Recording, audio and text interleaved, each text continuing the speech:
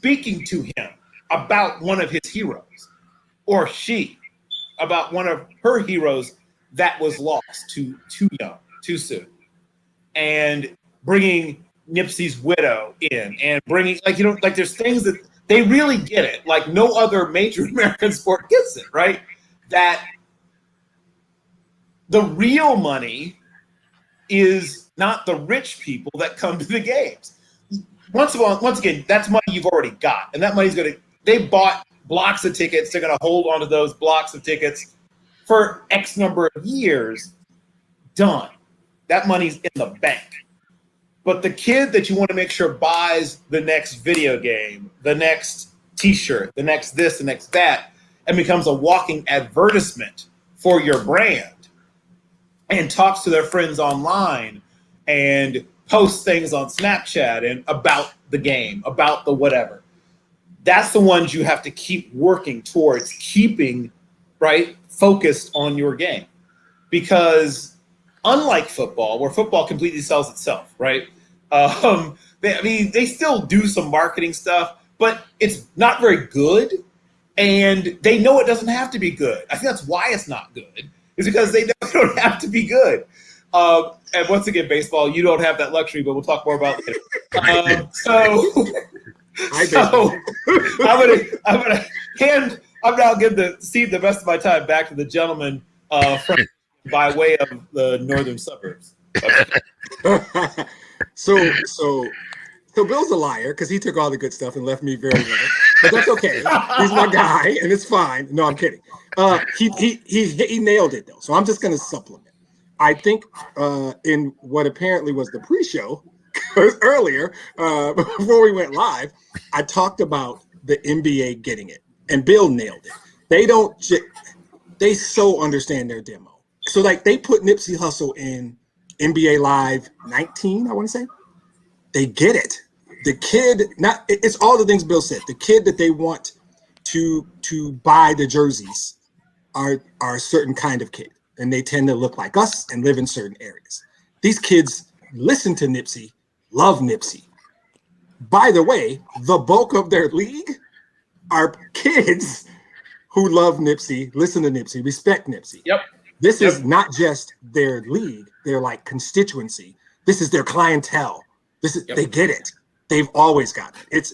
It's an understanding of this league way back when they had a dress code. They started letting guys like Iverson wear his cornrows. They started to realize we need the type of players that play in our league. We need to let them have their freedom. The NFL is about the brand. It's about the game. They have rules. Right. And we may get to that later about guys who don't simply understand you work within a construct of the NFL. You can't just do what you want. And you're going to learn the hard way this year because the NFL is not joking about COVID. But the NBA has for years. And I contend it goes back to Larry and Magic when their finals were in tape delay and they couldn't figure out why we can't get people to love this game. And then Magic and Larry showed up, and David Stern said, "That's it. I'm going to hitch my wagon to these two guys. Oh wait, who's that kid from North Carolina? Yeah. We're gonna talk about him a little bit." ESPN has done a podcast series about Nipsey Hussle. They get this. The connection between urban life or urban kids and rap music and basketball has always been there. We talked about Rucker Park. This all ties into the same thing. Is the NBA understanding their players, their clientele, their brand. And in his talk about LeBron, Bill mentioned branding. This is brand marketers' dream. It's a dream what they're doing. This stuff with Nipsey, the stuff with Rucker. There are people sitting in meetings thrilled. And it's going to work because the NBA gets it. And that's so much of business. If you understand your clientele, half the work's done. And they're geniuses at it. So I think it's great. He's a guy that players. Like I saw a thing about Steph Curry and Nipsey, and it's like if your star players, if you ask any of these guys, hey, we want to do a thing about Nipsey, they'll line up. They'll line up to do it. So I think it's great for the league. I think it's the players love it, and that relationship continues to get better. It's going to need to be because they got to negotiate a deal soon. So I think these kinds of things help with that as well. And the last topic that I think we'll cover before Mr. Fan gets here and we talk a little college football. The Celtics are going to retire Kevin Garnett's number March 13th. Your thoughts, Demetrius? I don't like it. I don't like it. I'm going to be old man on the porch, black underwear, get off my grass, kid. No, he didn't play there long enough. What are we doing? I mean, longevity has to mean something. When I go back to Michigan, if I go to what is now Little Caesars Arena, had I gone to the Palace of Auburn Hills, the jerseys I would have seen up there would be Bob Lanier, Dave Bing. Everybody knows my favorite, Isaiah Lord Thomas III, the original Isaiah. Joe Dumars. These are the guys that played there, that contributed to. They won one title. He played there, 4 years, maybe? Now, if you tell me the Timberwolves are retiring Kevin Garnett's jersey, I get it. It makes sense. He literally put that franchise on the map, right? That makes sense. The Celtics, you're going to put Kevin Garnett up there with Kuzi. I assume Casey Jones is up there. Havlicek steals the ball, right? I'm sorry. I'm not speaking on the quality of Kevin Garnett's career or him as a player. His name doesn't belong up there. Sorry. Or his number, because they just put up numbers, right? His number does not belong up there. He was a phenomenal player. He's an argument for one of the top 6, 7 power forwards of all time. I'll have that conversation. Sure. Tremendous player. Accomplished a lot. I'm sorry. His number shouldn't be in, what is it called number? Is it TDI or TD Waterhouse or TD Gardens? Whatever it is, right? TD Gardens. It doesn't belong up there. It belongs in Minneapolis. I would not debate that at all. When you do that, you are watering down. You're watering down other dudes. And I'm probably old man. Get off my grass. I'll let Bill set me straight. So you're not going to show up when they retire Rip Hamilton's jersey? You're not going to be there? Rip Hamilton played for the Pistons for, I want to say, 7 years. He won a championship and went to 4 finals. Rip was a part of that group, what we in Detroit call the going to work Pistons, the mid-2000s group that gave us 5-6 years. But no, I wouldn't. And they're not going to retire Rip Hamilton's number. So I love Rip. I was making a joke, I hope. No, you are. That's not going to happen. Right. So this is the one criticism I have about the NBA, and I'll call it grade inflation, right? They refer to really good players as great a little too easily in the NBA. Yeah. There's guys who are in the Hall of Fame where if they were, baseball, they wouldn't even be finalists. Like, obviously, the snootiest Hall of Fame is baseball, right? That's the one where they have fairly high standards. And then football's between the two. And then basketball's like, we're pretty good, whatever. Come on. And so I think that sort of grade inflation mentality has started to extend to people getting their jerseys retired who were, as you said, great players. But, 3 years, 4 years, I'm with you on that. There should be a cutoff line. Somewhere, there should be a mark, a number somewhere, where if it's below a certain number, no matter how great you were, nah, right? Yeah, right? Andre Iguodala was terrific for the Golden State Warriors, but they could never retire his number, right? There should be a line. There should be a minimum standard by which we should say, no matter what, we're not retiring your number. The San Diego Conquistadors did not retire Wilt's number. There has to be a line. There has to be a limit where it's not just we can celebrate players other ways. We don't have to retire everybody's number. Hey, come on, man. I had just sent my name in for the Indiana Pacers. I watched them for about 3 years when they were really, really bad. I think I deserve a jersey. What the hell? But, gentlemen, let's talk a little college football. We have the esteemed Mr. Jeffrey Fan with us. Jeffrey, how are you doing this evening? I'm doing good. How are you all tonight? Good. Welcome back, Jeffrey. All right. But we want to talk about everything that's happening. A lot of things happening over there in your conference. Things, new players, new coaches. You want to give us a kind of quick rundown before we get down to the heart? Yeah, football season just around the corner. First week of the season, Clemson's jumping into it right off the bat with the Georgia Bulldogs. A lot of people are calling it the top regular season game of the season.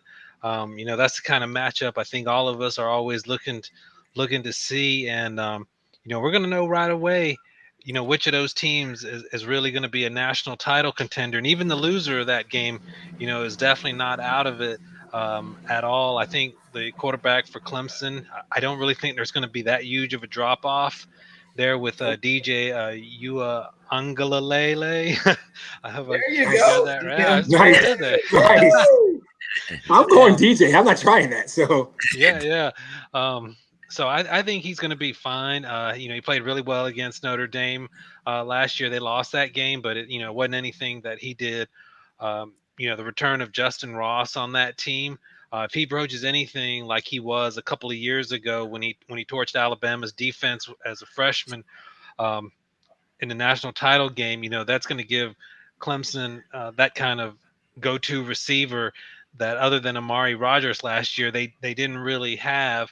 A little bit of question mark at running back without Travis Etienne. They got Lynn J. Dixon, Will Shipley, a five-star player, but they're a little bit unproven. And the great defensive line at Clemson is going to be one of the better ones in the country. So when you look at that game, uh, I'm really looking. If Clemson's going to be able to, knock off Georgia, it's really going to come down to the play of their offensive line, because that's been a pretty average unit the last couple years. They got handled pretty good by Ohio State last year in the trenches. LSU, they couldn't move the ball against Ohio State running the ball. Even against LSU when the year before that offensive line struggled against the more physical teams they played against. So if that unit is better, Clemson can definitely beat Georgia, play for a national title. But we'll know right away because Georgia's got great talent on their defense. So that's the game that I think we're all looking at. And then the other games that weekend, Florida State, Notre Dame. Um, Last year, really Florida State, other than North Carolina win, was pretty terrible to be honest. So we're gonna find out, right away is if Florida State's got a little something more because that Notre Dame team they've got talent, but they lost a lot of players off the team that went to the playoffs with Ian Book. Um, the Mackenzie Milton, the UCF transfer. I don't think I've seen them name a starting quarterback, but if he's the player he was before he got hurt, Florida State might be a surprise team in the ACC. Another game that I'm really keeping an eye on is North Carolina and Virginia Tech on Friday night. Um, Justin Fuente, Virginia Tech, he's on the hot seat. He needs a good start to the season because Virginia Tech just hasn't, they just have not met the expectations you would expect out of them the last 3 years. First 2 years out of Memphis wins 10 games, win 9 games. And, you thought that program was about to take off. And, they just had all kinds of issues. Um, over the last 3 years. So they need to get out of the gate really quickly. And, we'll see if North Carolina is really ready for prime time. I know Sam Howell is there. Mac Brown is recruited very well.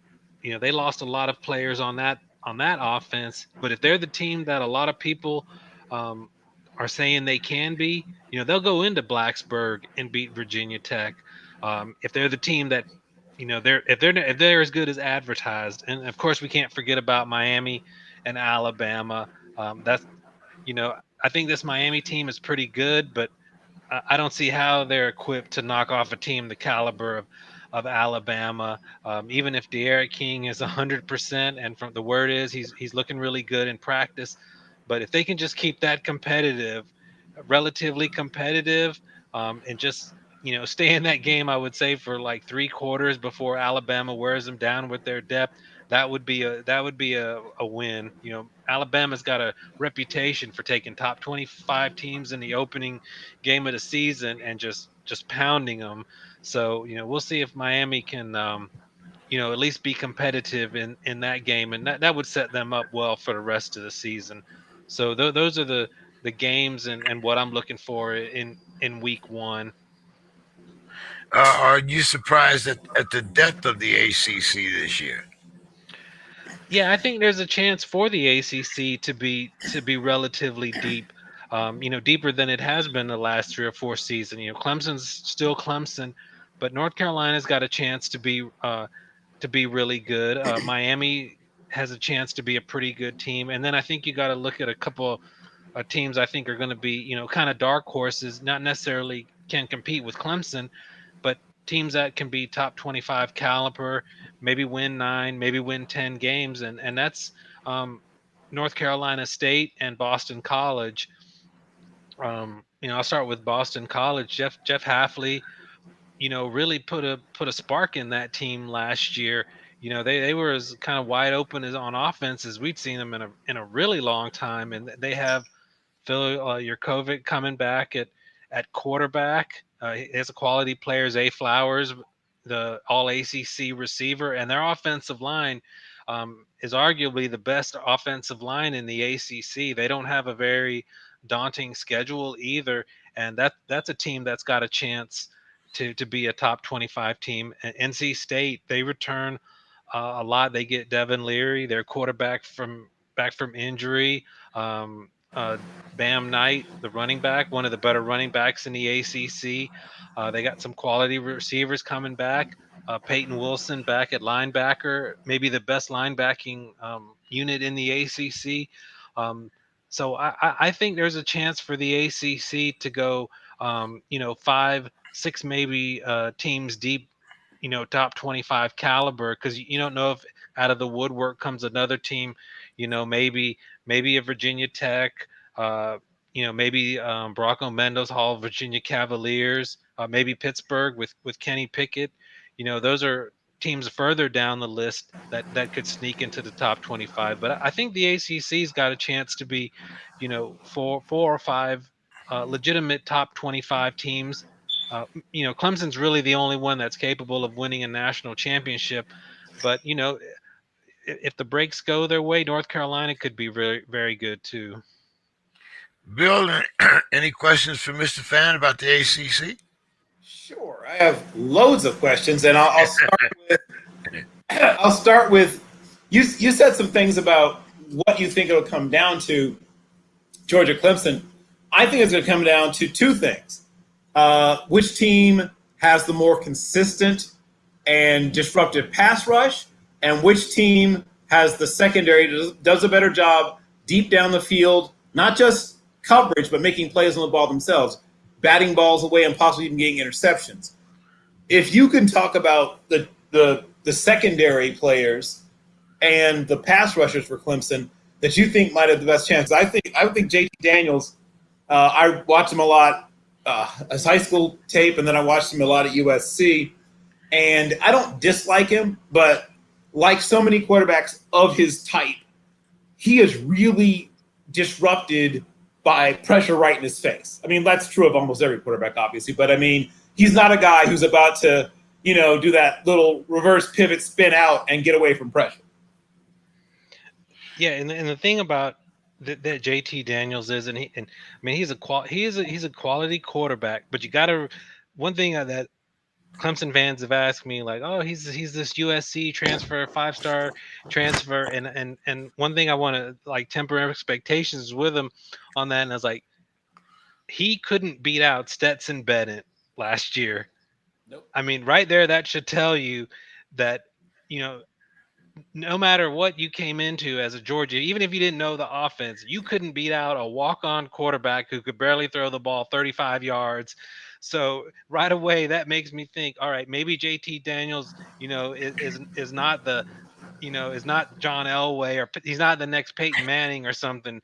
I think Clemson's got an advantage at the quarterback position, but like you said, Bill, they've got to get pressure on him, and with that defensive front that Clemson has, that's the key to the game. How it's going to be in the trenches, with Reese, Miles Murphy, and then Xavier Thomas. Last year he had COVID. If he's the player that he approached of a couple of years ago, coming off the edge, he's a first, second round talent Yep.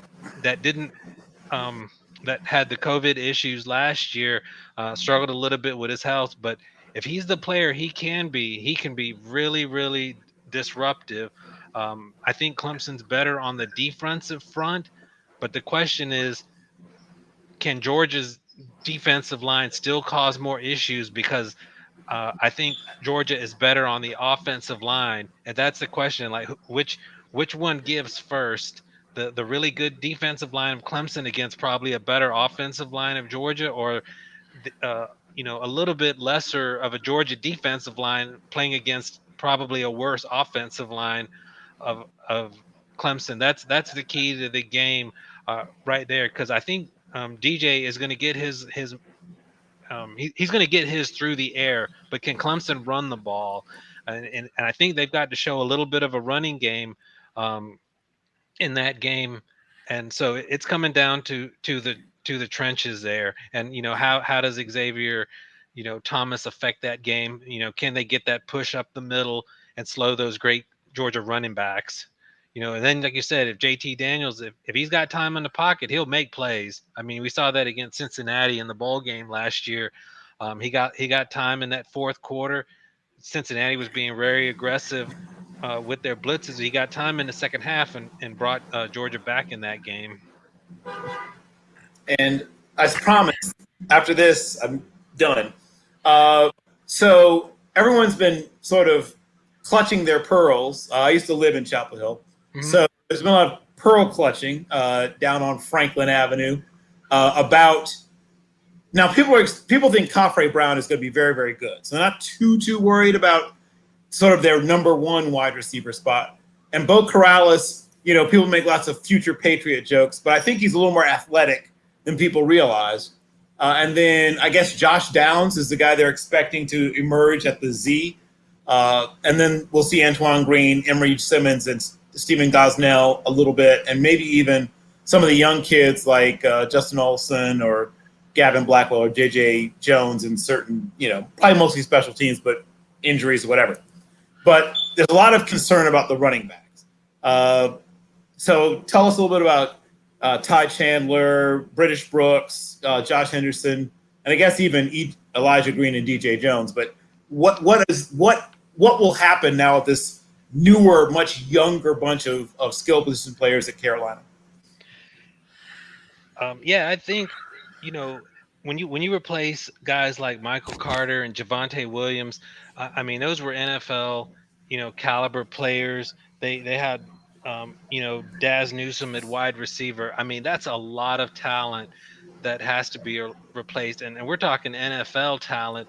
But I think what should give North Carolina fans a little bit of hope is a lot of these guys sat out against Texas A&M in the Orange Bowl, and North Carolina was still able to be competitive in that game. I mean, they really had to rely on Sam Howell, but I think it's probably unfair not to expect at least some drop off until those guys get going. But all the ones that you mentioned, these are talented players that are on that roster, and in that Mac Brown offense, I think they're going to be able to make plays. And the best part of having a guy like Sam Howell back there is he takes the pressure off of those guys, having to, especially off of the running game, because he's so good at picking up the blitz. So it's going to take a little bit of a time for them, and that's why I think that Virginia Tech game is so critical. They get through that game, and you'll see those guys mature, because they've got ability, and they've got talent, and they just need to mature a little bit. But that Texas A&M game should give Carolina fans hope, because they made plays. They could still move the ball even against a really top SEC team. Couldn't close the deal. I always wonder, if North Carolina had went in their game fully equipped, could they have knocked off the Aggies? But I think North Carolina is going to be okay. I think they're going to be okay with those guys. Demetrius, Thank you. you have some questions for Mr. Fan? Yeah, I want to go a little bit off script. Educate me on Coastal Carolina. Help me understand why I need to invest in Coastal Carolina, because I'm being told I should. Yeah, I mean, we know what they did last year, even and I can't quite speak on how good they can be this year, but I know from what we saw last year, they were a legitimate top 25 team. Uh, so yeah, I don't want to misspeak on Coastal Carolina, but we know they're well coached and that's a good football team. Okay. So I should at least pay attention. You should at least pay attention because they beat a very good BYU team last year. But talking about the depth of their team, I don't want to misspeak on them too much because I hadn't quite followed them as much with their roster as I have the ACC teams. Okay. And the Homer question, mostly joking: how long is it going to take Mel Tucker to get my team to Indy? How long before Green and White is back in Indy? No, we got work to do. That's mostly a joke. But we got that Miami game with them. Right. Yep. Demetrius, the reason why I came to you is because I feel kind of bad, as putting this other question out there, because this was your baby. This was something that you thought of. If baseball should call Bill, perhaps college football should call you. So you want to put your proposal to Jeffrey and how things kind of turned out. Sure. Yeah, the good news is Jeffrey was with us the day I made that proposal. Jeffrey was here. I was a little bit broader because I am of the go big or go home variety. I thought they should have gone all in. 40 teams, 4 divisions, the whole thing. This alliance is the word I think they're using, is a great first step. But the SEC is like the evil empire. They're not kidding. The SEC is not joking. Yep. I think that you're going to probably need to do more. I think they're on the right path and they get it. They see the challenge in front of them. But yeah, I think Jeffrey was actually with us the time when I said, listen, just whatever is left of the Big 12, ACC, Big 10, Pac-12, you guys can get the best 36. You guys can get the best 40. Do a round robin schedule, play all your teams, and you could put together the first 3 weeks of a season with some monster games, cross-sectional games, the first 3 weeks that would challenge the SEC in terms of those games. Then you play the teams in your division. Then you do a couple of a 4-team playoff, the division winners, and you get a champ that's guaranteed to be able to be in the college football playoff. And a second or third team. You could legitimately put in a 12-team playoff. That type of alliance could legitimately put 5 teams in. So, Jeffrey, tell us about what's going on with the alliance, and how did the idea come up? Was it who proposed it first? Give us the kind of laydown behind it. They clearly stole it from me 4 weeks ago on the SPORTSKRIB. I think they heard the show a few weeks ago and said it's a good idea. From what I've read, it sounds like the Pac-12 commissioner, Kliakoff, was the one who kind of initiated the whole thing. I agree with Demetrius. I like where it's headed. I think the concept is a good idea. They had to do something to respond to the SEC, even if it was just what they've done, kind of a handshake agreement. But they had to do something because where the SEC was headed, if they're totally in control of kind of making their own rules. I mean, we were headed towards unlimited scholarships, NIL deals with absolutely no regulation whatsoever. 16-team, 12-team playoffs with like 7 SEC teams getting railroaded in. I mean, it was just headed in a direction that was it was just going to try to favor everything that they wanted to accomplish. So for these at least to get together and on paper try to bring some sanity to the whole thing, I think their heart is in the right place. I think the concept is good. I like especially they're paying attention to the Olympic sports because we understand that football is the driver, but a lot of people watch these Olympic sports and really care about them, and at some point we're still providing scholarships to a lot of student athletes, that we you still want to be able to do that, and not just, I love football. Don't get me wrong. I love football, but there are a lot of other sports out there that, need to be paid attention to. And I think the Alliance is going to at least, at least try to put some attention to that, which I think is good. Now, what I really want to see is in about a month when the playoff comes to the vote, and when they re-look at that, if this alliance really has any teeth to it, I want to see that they make some changes to the current proposal in some way. Maybe they do decide to stay at 12, but then you have auto bids for the 4 power conferences, for the power conference champions, maybe, or maybe you go from 12 to 8, and I'm not necessarily sure I agree with this, but maybe you cap the number of teams that a certain conference can have. Because if they did that, that would certainly be a sign that, hey, we're not going to let the SEC have 6 teams in the playoffs. Even though maybe, who knows, 10 years in the future that hurts maybe Big Ten if they have a bunch of teams. But still, at this current time, I think you're going to be looking at 5 or 6, 7 SEC teams getting into the playoffs. So I really want to see them come out of September with a couple of changes, because we know what the SEC wants. They want this to go through right away, get the ESPN deal done. But if those guys, if the other 3 conferences band together, pump the brakes on it a little bit, maybe let that playoffs go out to open market when the playoff current structure comes to an end. That'll kind of show, hey, there's some teeth to this. These guys can vote together, and put a voting block together that keeps the SEC from always having what they want out of this. Bill, your thoughts on this possible super conference versus the SEC?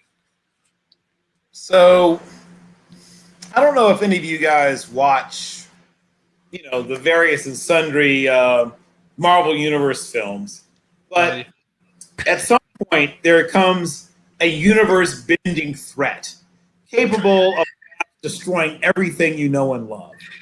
And when that happens, right, then a plucky group of heroes drawn from disparate places and times band together in these desperate throes of possible destruction to try to fight back against this world-swallowing threat.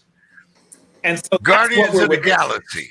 Right. We're witnessing Avengers assemble, there's a vast number of them you could call upon.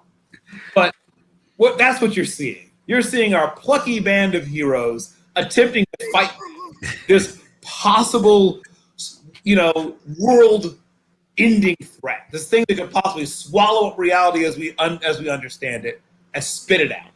So, will our heroes prevail? We shall see. Will our heroes even be able to get together? We shall see. But the stage is now set for this possible, battle royale between, the empire, whatever you want to call it, right? That this thing that strides across the firmament like a colossus. And now this plucky band, this group of ragtag, heroes with nothing but hope in their hearts and eyes full of dreams are about to take the stage to see if they can beat back these forces. I'm half joking, but this is essentially what we're talking about. We're essentially talking about these previously unconnected groups. It could be with, a tangential relationship prior, but nothing serious, right? Suddenly saying to themselves, we are the last best hope, right? That's what they're saying to themselves. Because if we don't make our stand here, there will be no one else, right? There's no one else who can come. We are it. This is it. This is the last ditch. There is nothing more. No one else is coming. You can't stand here now. then it all falls down. It will be just them, the implacable, just the darkness will fall across the land. So I'm interested to see, one, if this even happens, because there's a lot of moving parts. I mean, a lot. I'm not a lawyer, but I'm imagining there's a bunch of lawyers going to make a lot of overtime because there's a lot of moving parts. You've got TV contracts. Woo! I don't envy somebody's accounting department at some of these law firms because there's going to be a lot of billable hours you're going to have to. And there's going to be a bunch of, because we've talked in the past about how many different things it takes just to put together we saw this during the COVID-19 year. All the normal stuff that goes into putting together a conference's football operations, all of a sudden got, thrown into chaos. And we saw how some conferences, handled it better than others. Well, now this is a little different, but you still have to take all these things, that had to be sort of, like air traffic controlled, basically, right? And now someone says, all that stuff, forget all that. We're doing something completely different. Maybe, right? Because I'm not saying it won't happen, but it's not as easy as people think. Like, you don't just etch-a-sketch this thing and shake it and start over. It doesn't work that way. There's a bunch of things, logistically, legally. It's difficult for conferences to agree sometimes on what we think of as simple things. None of this is simple. So I will be very intrigued if they can even make this thing happen. But yes, it will be entertaining no matter what happens. And I agree with Jeffrey. Let's heretofore on the Sports Crib refer to the SEC as Thanos. That just makes it easier for everybody. Yeah. It's just going to make it easier for everybody. The Thanos conference. See, that's why Bill was an officer. See, he thinks about all those logistics and all that stuff there. The only thing I want to know is how many clips to take and who's going to be in the foxhole beside me. The rest of that stuff means nothing. To win the war, you need all of those guys. Bill is going to tell me the location and, how many choppers, all that's irrelevant. Only thing I want to know is who's beside me and when I'm coming back. That's the only things I want to know. But anyway, and that's all you have to worry about. But somebody has to worry about the other stuff. Jeffrey, LSU has become the first SEC team to demand that fans have either a proof of vaccination or proof of a negative testing. We're talking about the Theos conference there, but is this a great idea? Yeah, that's a good question. That kind of comes down to, what people personally feel about it. It's really hard to kind of put those kind of things out. My feeling is I feel like it's a good idea. If I go to a game and I went into a stadium knowing that people had tested negative or had been vaccinated, it would personally make me feel safer. But I can understand, those that don't institute that, because it is a touchy subject. It's hard to kind of lay down those things, but me personally, I think it's a good thing that LSU did, but I can also understand the other side about kind of mandating these kind of things. That's a tough one. It's for me personally. It makes me feel safer if I were to attend a game there, for example. Bill, what's your thoughts on SEC? LSU demanding testing. So there's a Warren Zevon song that's called "Send Warriors, Guns, and Money." So the for those who want to understand, boy, I'm on a roll, I guess. But for those who want to understand, when you're making these kinds of decisions, Okay, maybe not the guns part, but the lawyers and money part are incredibly involved. So you're saying to your lawyers and your money people, if we do this, what are the possible legal and financial ramifications? If we don't do this, what are the possible legal and financial ramifications? So for those who aren't used to thinking about talking to your legal department, let me lay it out for you. Okay, hey, if we have this giant event with lots of people and we don't ask any of them if they're vaccinated, we don't require them to be vaccinated, and then a bunch of people get sick, and maybe a couple of them die, and we get sued, what's our possible exposure?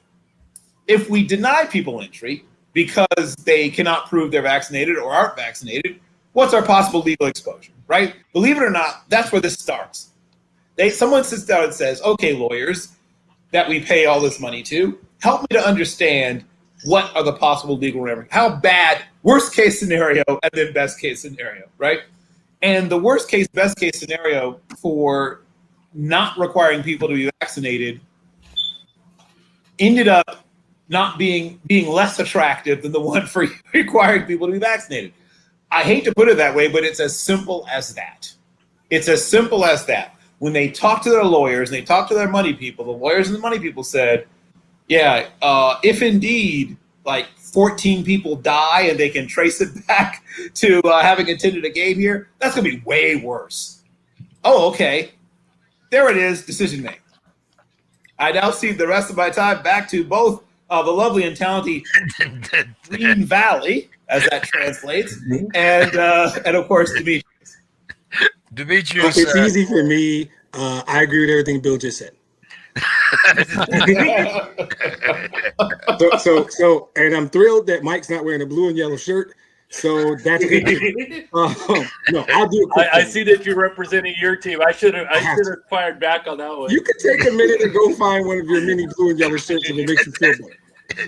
I will just do one thing. Essentially, truly, I agree with everything Bill just said. That's how decisions get made. I would love to get on my high horse and make this moral speech. This is neither the time or the place to do that. Jeffrey said something that was really, really simple, and he said, I would feel safer. He didn't even have to finish the rest, right? That's because he's a smart man. When you stop right there, I would feel safer. It's actually that simple. It's actually that simple. You have some type of obligation to the safety of the people attending your events. The school, LSU. I stopped right there. Jeffrey's statement, I would feel safer. That's all. And everything Bill just said. So that one was easy for me. Mike, I know you don't follow college football that much, but what do you think about the decision for LSU to have either proof of a negative test or proof of vaccination for their fans? I think it's great. I think it's a step forward in the process. But I mean, I think that's what you need to do, and that's almost like really all that you can do, at least in my limited scope and knowledge of the situation. I don't know if you can do more to sort of vet those people from coming in and exposing others. The only problem that I see is, and for safety, I'm still staying away from those type of events just because it's so much easier to fake a card. And I mean, it's almost coming back to the driver's license situations when we were a kid and, fake that driver's license. Now it's fake the COVID card. And, but as far as those colleges, I think that's really all you can do. And I applaud them for making that effort. Jeffrey, as always, man, I want to thank you for coming on and give us, your expert's opinion about the ACC and different aspects of college football. But I am going to ask you one last question here, Jeffrey, before you leave, and you can give me the answer to that, and then your final thoughts. Oregon's cornerbacks, Mr. Wright and Mr. Bridges, are they a top 10, a top 5 cornerback combo in the country? I think they are. I mean, Oregon, they've kind of been building up. It wasn't but a couple of years ago people thought they had that kind of defense in the trenches that could match up with a SEC team when they played Auburn a couple years ago. And Oregon is that type of team. They've put out NFL players at quarterback, and I think that's a pair of corners, a couple quality corners. And I do think those are NFL talent players right there. That's for sure. Well, thank you so much as always. Give us your final thoughts. Make sure we can find out where we can see your writings. And yeah, you can find me with some other folks blogging about the ACC at allsportsdiscussion.com. When the season starts, I'll be on Twitter at Talking ACC Sports. It'll be mostly ACC, but I'll step out because I'll be watching across the country. But love my ACC football, and then hopefully Clemson knocks off Georgia, and hopefully Miami can at least kind of hang in there with Alabama and not get embarrassed. I think that's one where you take the moral victory. So. Looking forward to a great season, and college football. Kind of glad we're starting on time, and hopefully everyone stays safe during the course of the year. All right. Well, thank you so much, Jeffrey. You have a great night. Thanks, Jeffrey. Appreciate it. Yeah, thanks for having me. Always enjoy it. Well, gentlemen, I have good news and I have bad news. Okay. As you know, we're always on time, running tight ship here on the Sports Grid. Since this is the next to last show of the month, we have buku time. So I got hours left. So you guys that are back east, you better watch the clock and tell me, hey James, hey, let's get the hell out of it. But anyway, you hold your breath for me and Bill to do that. You cut the time short of me and Bill talking about sports. Yeah, okay, that's gonna be okay. So Demetrius, you want to handle that cornerback question for Oregon? Is that a top 5 tandem? Yeah, they might be the best tandem. I top 5 might. I think that they have gotten into the habit of producing NFL caliber players. So these guys are both, and in the system that they're in, they're both going to look very good. I wouldn't be surprised if they're both. Bill can tell you about their draft stock, and the school that their stepmom set the high jump record at. I do. Sorry, Bill is on fire tonight, so I just get mine there when I can because he's been rocking on that. I think that when you can put 2 talented athletes together at that position, I think I personally like Wright slightly more than Bridges, but Bill will correct me if that's wrong. But I think they're both really good. I think they both play on Sunday, and you're probably hard to find a better tandem than them. All right, Bill. Floor is yours. There's a lot to like, and they're both really, really good. I'm super high on TCU's tandem. So if you guys haven't checked out Treveus, right? TRE apostrophe, because we love those apostrophes.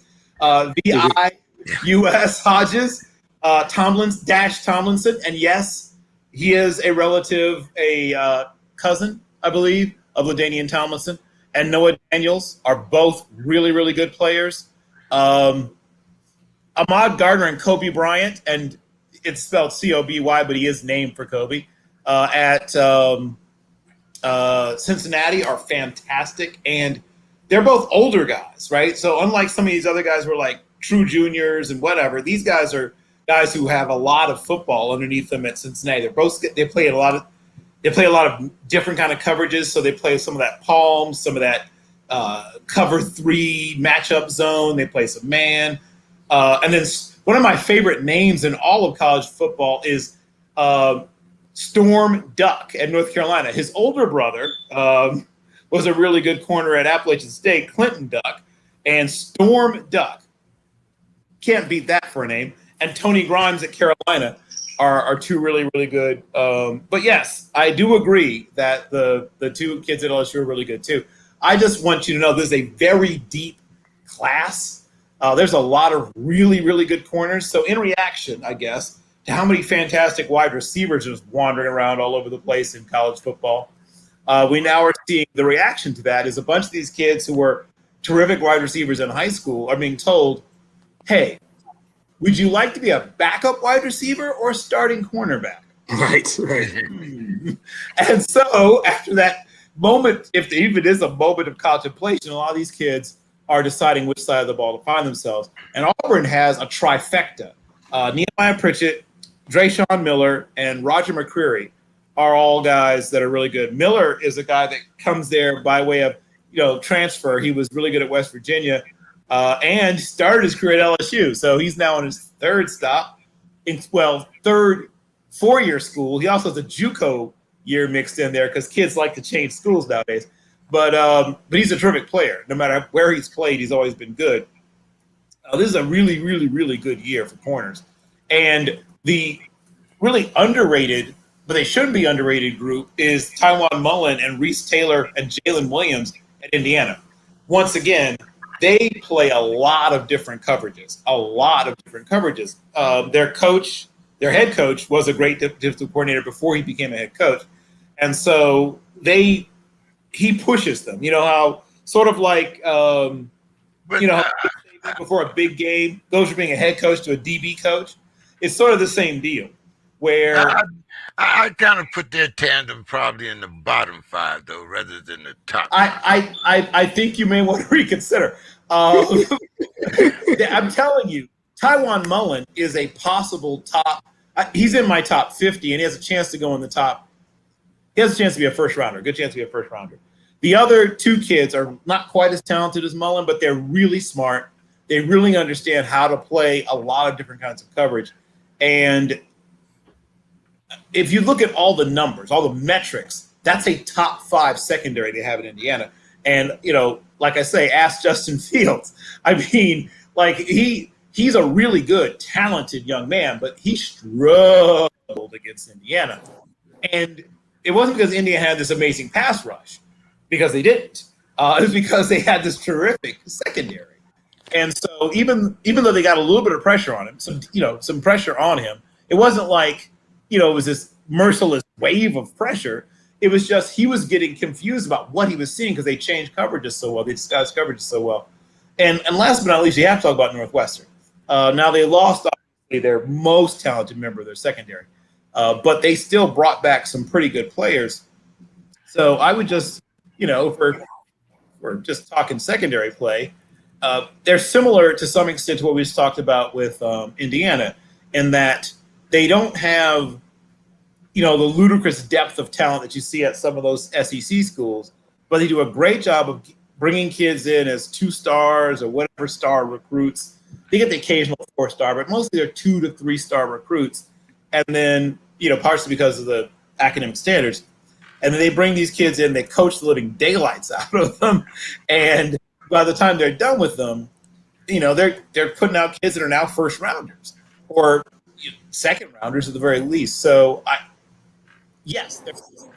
but they're not. I don't think they're far. I don't think there's much room in my mind. There's much room between them as a bunch of other groups. This is a really, really, really good.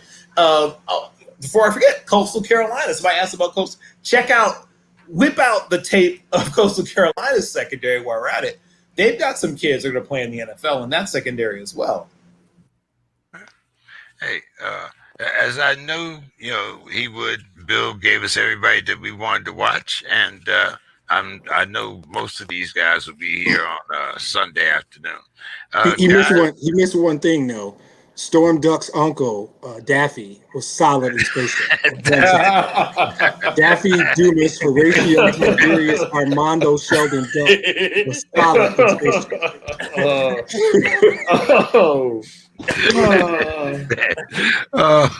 Hey, it's after that, fellas. It's well after 9 o'clock.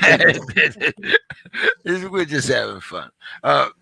Bill, I'm going to give you one more chance here because, this was a guy that I really had kind of lost track of until last year, of course, and that's the end of last year, because we hadn't heard that much from him. After he went to Auburn, he was riding the pine on Auburn.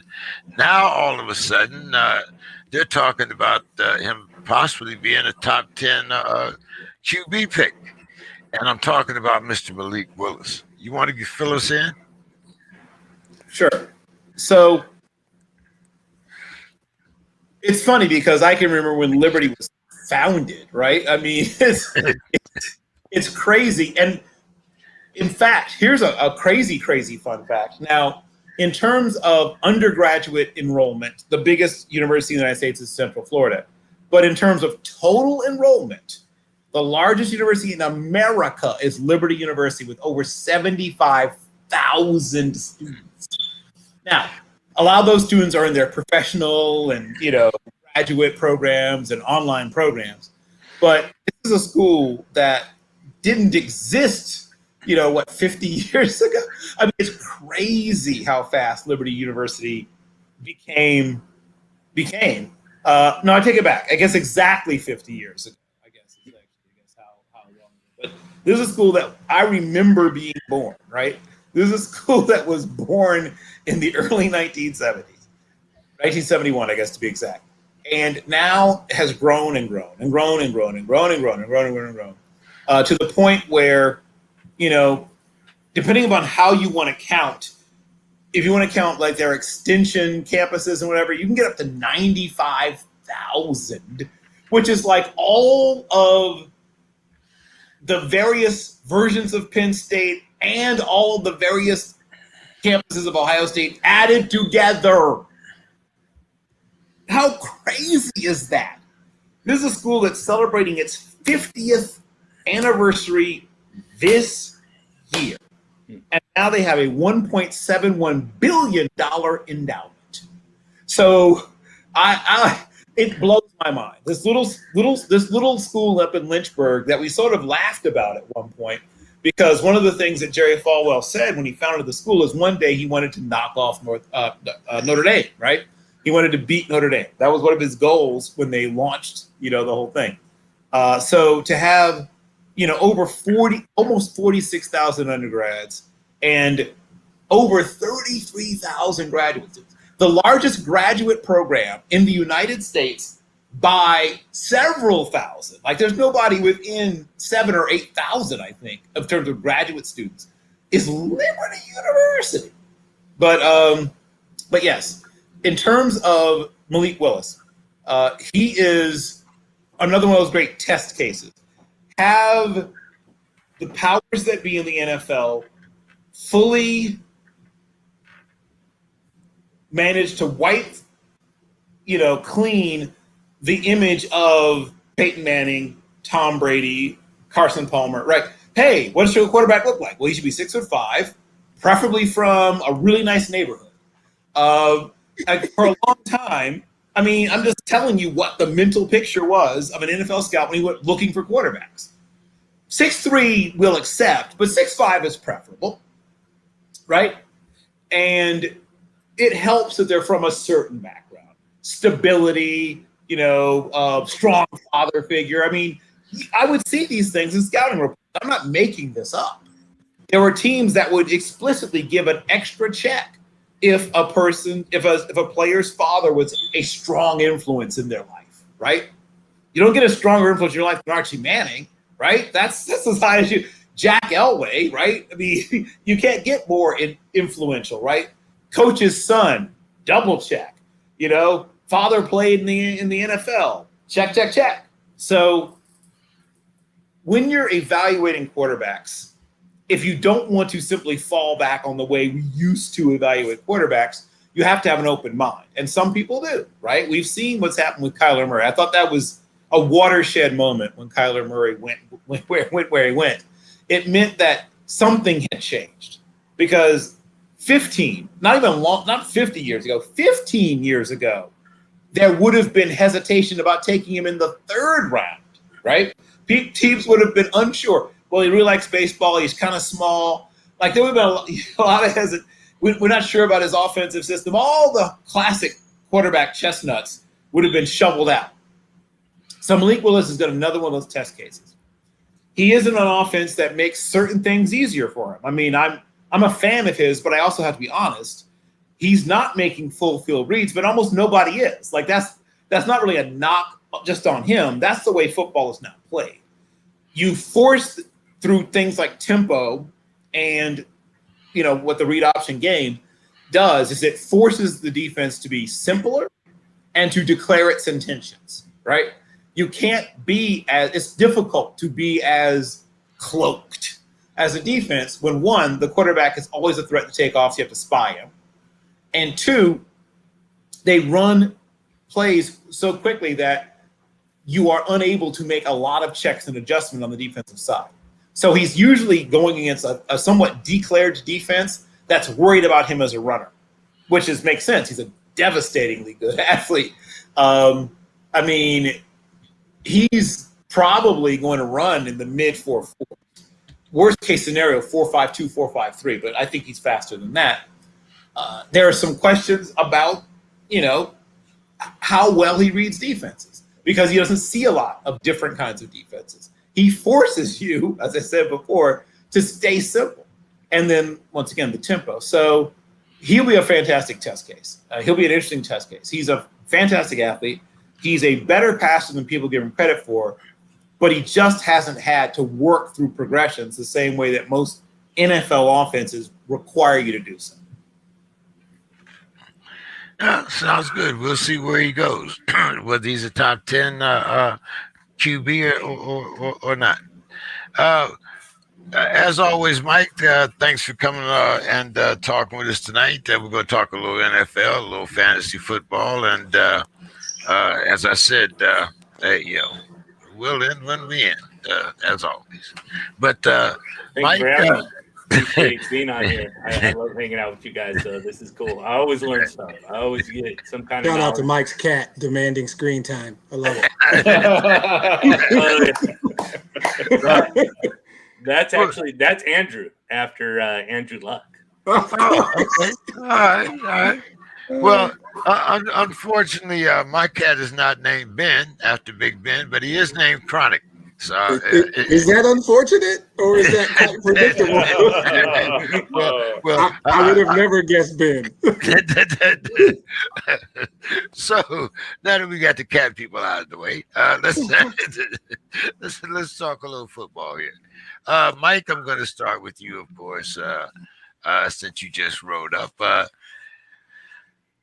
Teddy. Yeah. He's been named the starting quarterback of the Broncos. So is Teddy the bridge over the Broncos' troubled quarterback waters? I like how you put that. I don't think so. He's someone that's not going to get the Broncos in trouble because he's very much a short-range general manager kind of quarterback. So he'll be accurate, but he's not going to be throwing a lot of touchdowns. He's not going to be throwing a lot of interceptions. So I think what the plan is with Denver, this is definitely more of an NFL situation than a fantasy football situation.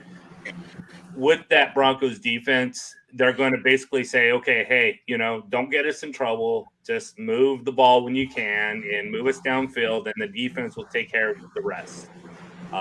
And that's basically what Teddy's going to do. He's just going to be short passes, sometimes maybe hit an intermediate throw here and there, but it's not going to be exciting by any means, and you're not going to see fantastic plays. So that offense is going to be pretty boring. Oh man, that I don't know. I got a question that comes up a little later, man. I don't know. You make it look a little rough here for my wide receiver, but Demetrius, your thoughts on Teddy being named starting QB?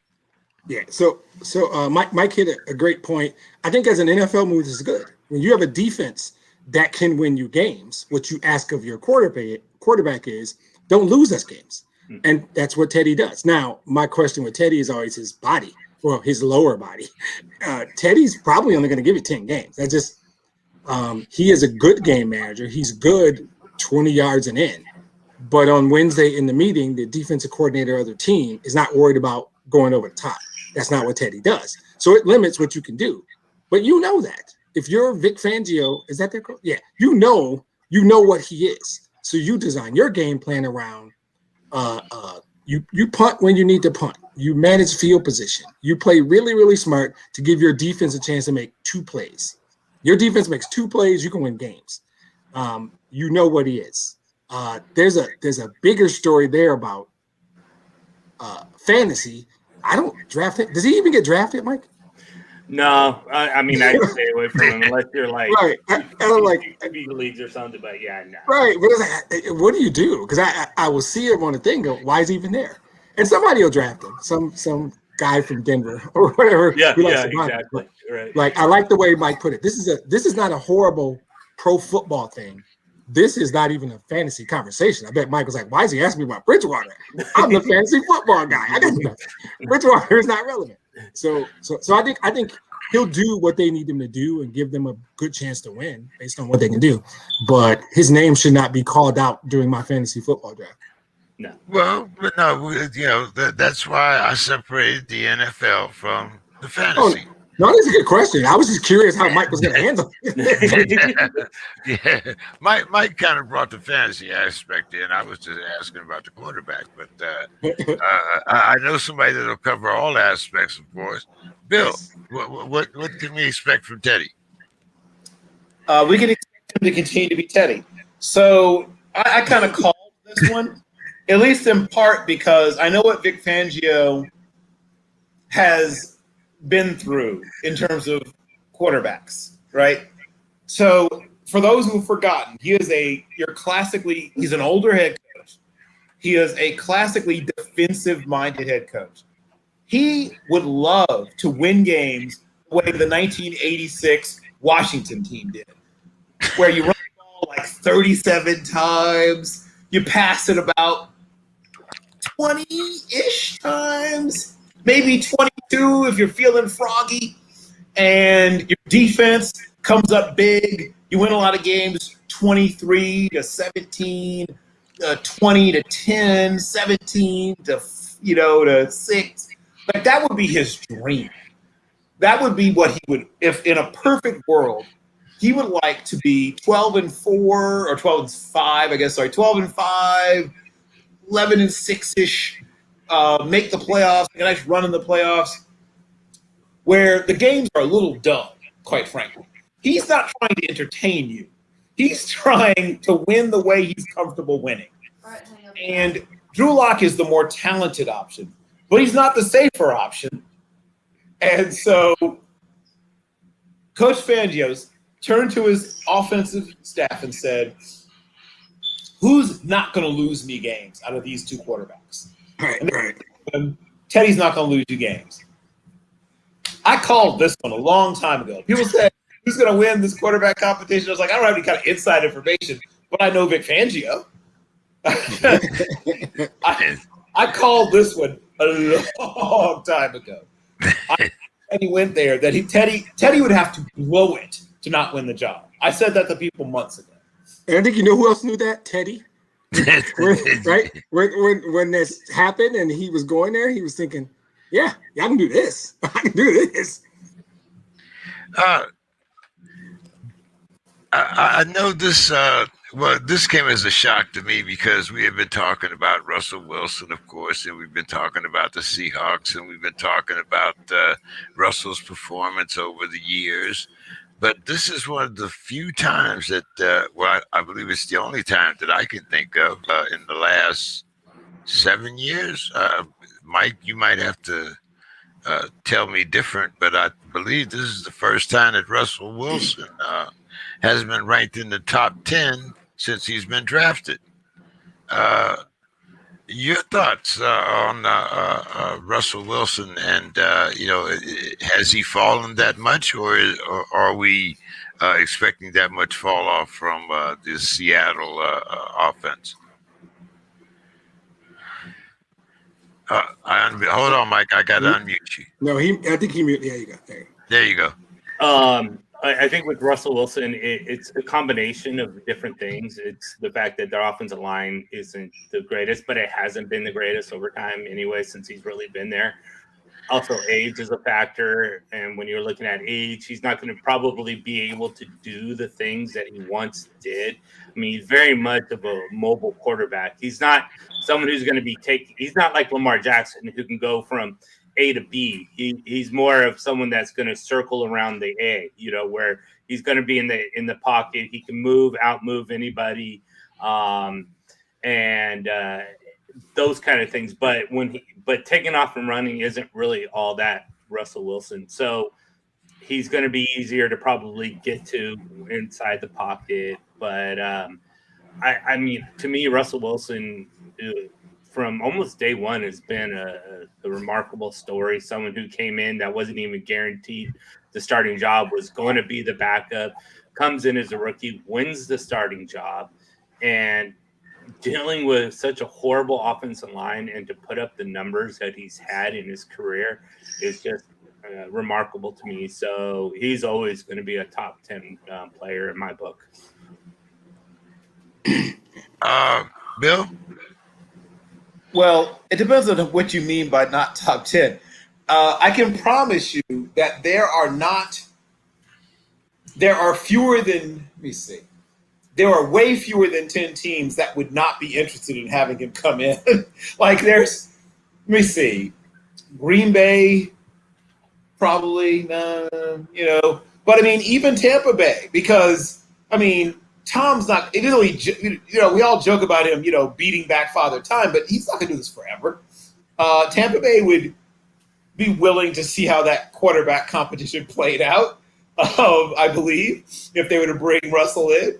That would be fascinating. It would never happen, but it couldn't happen. Like, for a bunch of cap reasons and other reasons, that couldn't actually happen. But if we're playing Madden or whatever, like, cap doesn't matter. There's only, Kansas City would be like, no, thank you, but thank you. Even San Diego, they have a superstar on the rise. Yeah. We're not talking about top 10 quarterbacks. We're talking about top 10 players. Can I jump in, Bill? I'll let you think. Let me jump in. I think this is not a statement about Russ. This is math. This is a math problem.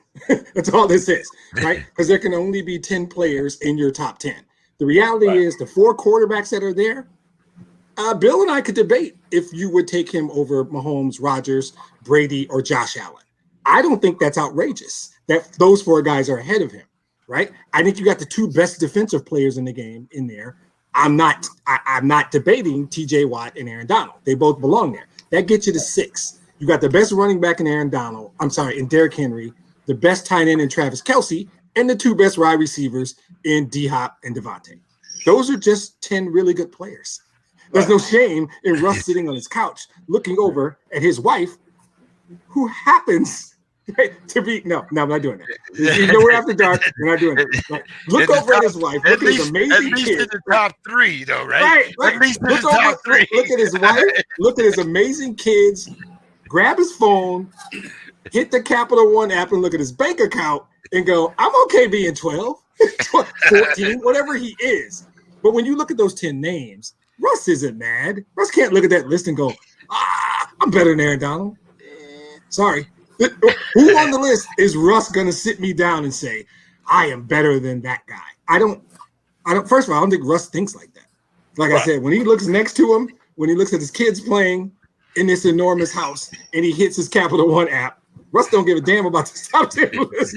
But I think it's really just a math problem. There can only be 10 players in the top 10. I can't definitively say these 10 guys are not better. I like the list personally. Bill? Right. Josh Allen, maybe.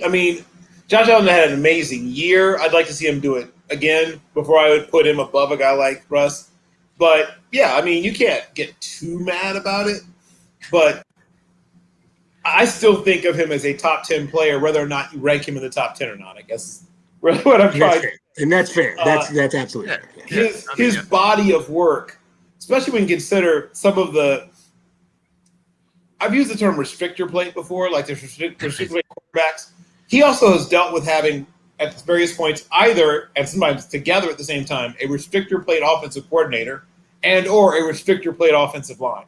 And for him to have managed to have done what he's done with – recently they've upgraded the wide receiver position, right? But for a long time, no offense to Doug Baldwin and Mr. Curse and Ricardo Lockett and who's the other one? But these are, respected professionals But these aren't guys who are headed to the Hall of Fame or even to the Pro Bowl. So for a long time, Russ made it happen with a team that was built, once again, for really an early era of football. Like, once again, an older defensive – this is going to sound like something I said earlier, but an older defensive-minded head coach that liked winning games like 23-13. Remember we talked about that? He had that, right? He wasn't playing for Cliff Kingsbury. You know what I mean? He wasn't playing for, like, or Andy Reid even. You got a head coach that decides that he wants to throw the ball instead of giving it to what's that guy's name? Oh, you thinking Marshawn Lynch? Marshawn Lynch. Yeah. But anyway, He'd be two-time Super Bowl champion Russell Wilson. Russ has had a couple restrictor plates, to put it mildly. Yeah, you're right. Okay, I would. I ain't crying for Russ, guys. I am not. I'm sorry. I ain't crying. You don't feel bad? You're had a shirt for Russ. No collection plates for Russ. Exactly. This other guy, I'm not sure whether he needs a collection plate. I'm really not sure whether he needs a new team or not. But anyway, let's talk about the reclamation of Rams. We got the reclamation of Matthew Stafford's career. And he should do very well over there. But now, and I think you have to blame this on the injury to Cam Akers. But Sony Mitchell is now a Ram. Your thoughts on Sony in a Rams uniform, Demetrius? I think Sony Michel would be a good fit. I think it's a smart move by the Rams because he cost them absolutely nothing. I mean, as absolutely nothing could be. Now, Bill's favorite guy, and yes, this is just an excuse for me to say his name, William Stephen Belichick Jr. or the third. What is it, Bill? He's junior. He's a junior. Junior. William Stephen Belichick Jr. is going to parlay those late picks into a superstar special teamer because that's what he does.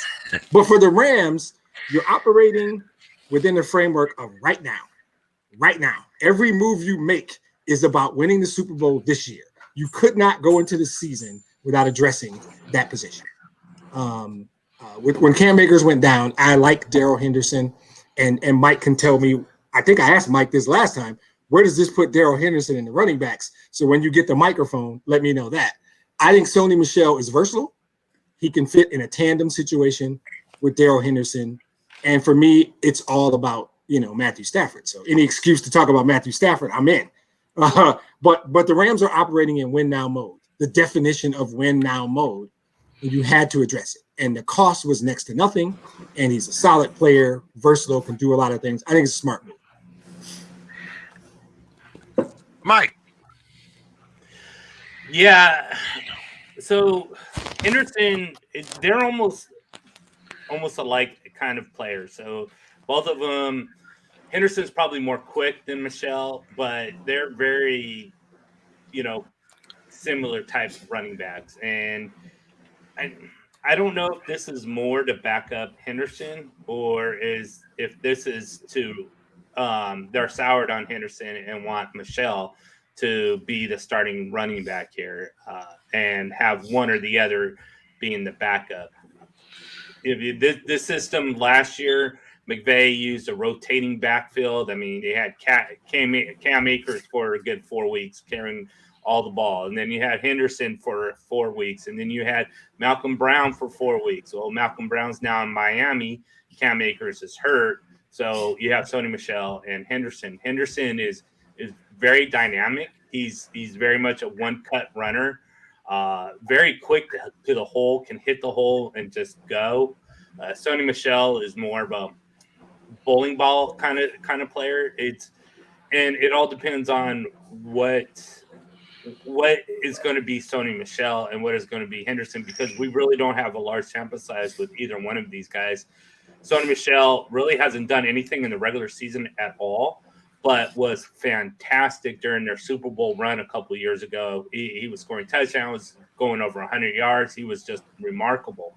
And then Henderson was sort of hit and miss, where he'd be fantastic for a few games and then just disappear. So I don't know if they're just going to use this as a defensive situation where what defenses makes more sense to which running back and then use that running back more than the other.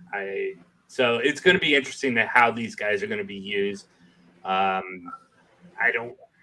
mean, I don't even know. I mean, it's good for the Rams because outside of Henderson, they didn't have anybody really. They had Jake Funk, who was a 6th rounder, and Xavier Woods, who was, I think, a 7th rounder. So they needed somebody here. I just don't know how it's going to play out yet, especially without preseason games and how it's going to appear. But I think the Rams will be better for it, especially, how they got him for, I think, what was it, a 5th round next year and like a 6th round the following year. Something to that effect. Yeah. So they got him basically, as Dimitri was saying, for basically 0. You don't touch either one of these guys in fantasy football, do you? I mean, Henderson was sort of okay at RB25, but now with Sony Michel in there, I think if you can get them as anywhere between, I would say 48 and 55. So we're talking late RB4, RB5 range. That's probably where I would have them. They're still draftable. They're just not. They're just fillers. So late RB4, early RB5 kind of situation for them. All right, Bill. What's the deal with Michelle and Henderson? Are they sour on Henderson or what? Sonny Michel, c'est un good mouvement. As you may well know, Sonny Michel was raised in a Haitian household, so I decided to, greet him in the language of his childhood. But they're going to be, even though they're not very different in size, as Mike pointed out, they're fairly different in style. They're going to be a sort of a Mr. Inside, Mr. Outside kind of combo. I don't think they've soured on Henderson at all. I just think they wanted to complement him with somebody with a slightly different style and different skill set. And one thing that we know about any set of running backs that have come from that system that they run in New England, one is that you're going to be good at doing the little things. 2, you're going to be used to murky situations in terms of touches, because that's all they do in New England is mess with your head about how many touches you're getting. I don't know a lot about fantasy, but I learned a long time ago to stay the living hell away from New England running backs because this brings you just a lifetime of misery. And I'll live with the 2 or 3 weeks that guy goes off, because somebody can have that for the 7 or 8 weeks to come where they do nothing. But for a real football standpoint, as opposed to a fantasy football standpoint, this is actually a good move for all parties involved. It's good for Michel. It's good for Henderson. It's good for the Rams. And it's even to some extent good for the Patriots, because one is they got their favorite thing in the world, more stuff to play with in the draft. More capital. I mean, that's always their favorite thing. And it even somewhat clarifies their always maddening running back situation that they had in New England.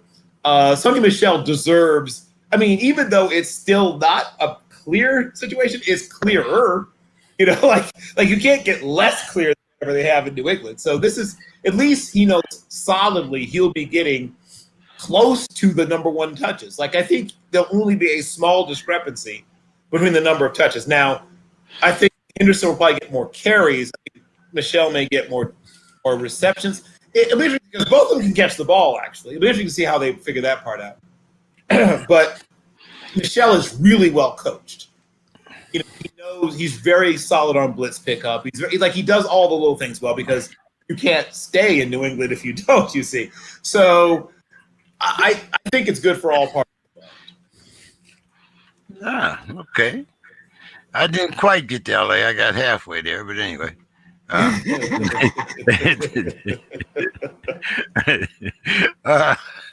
Okay, let's see. Oh, yes. Here's a good one for you, and I'm going to start with you here, Bill. Will availability make Matt Jones the starting quarterback before the end of the season? So this is Cam's health. Is that Cam's health question? Yes. Now, so Cam has struggled to stay healthy. So I don't think it's beyond the realm of possibility that Mac Jones will see some time. I don't think he will become the starter. And so I guess I'm splitting hairs. I do believe at some point Cam will, even if it's not even a whole game, Cam will miss some time. I don't think he will lose the starting job. I think that this is his job at least through this year. And, of course, next year that may not be the case. Like Mac Jones may be the man in the 2022 season. But I believe that for a variety of reasons, they've constructed what they want to do around Cam's strengths. And I believe that Cam has satisfied the coaching staff in New England, or not easily satisfied, in such a way that he's going to do the things they want done. That, once again, unless it's a truly catastrophic injury, and I think he's going to be very careful about managing himself this year, I think he's going to avoid, long-term injury. I think he might miss just because, things happen, and he's a guy who's taken a lot of hits. I think he might miss a little bit of time, but I don't think he's going to lose the job. Demetrius, I see this as Drew Bledsoe Part 2. What do you see it as? There's a rare occasion where I get to directly disagree with Bill Carroll. So when it comes up, I love it. I love it. I relish it. First of all, I am disappointed because he had ample opportunity to say Michael Jones. Cameron Jarrell Newton, yes. And he did not. And Cameron Jarrell Newton. Michael, but the killer is the Michael McCorkle Jones, baby. McCorkle. Right. Michael McCorkle Jones was teed up for you. So that's the first thing we got to address. Cameron Jarrell Newton. So here's my thinking. The answer to your question is very simple for me, but emphatic. Yes. Cameron Jarrell Newton only knows one way to play football, right? And the human body was not designed to do what Cameron Jarrell Newton does for 10 years.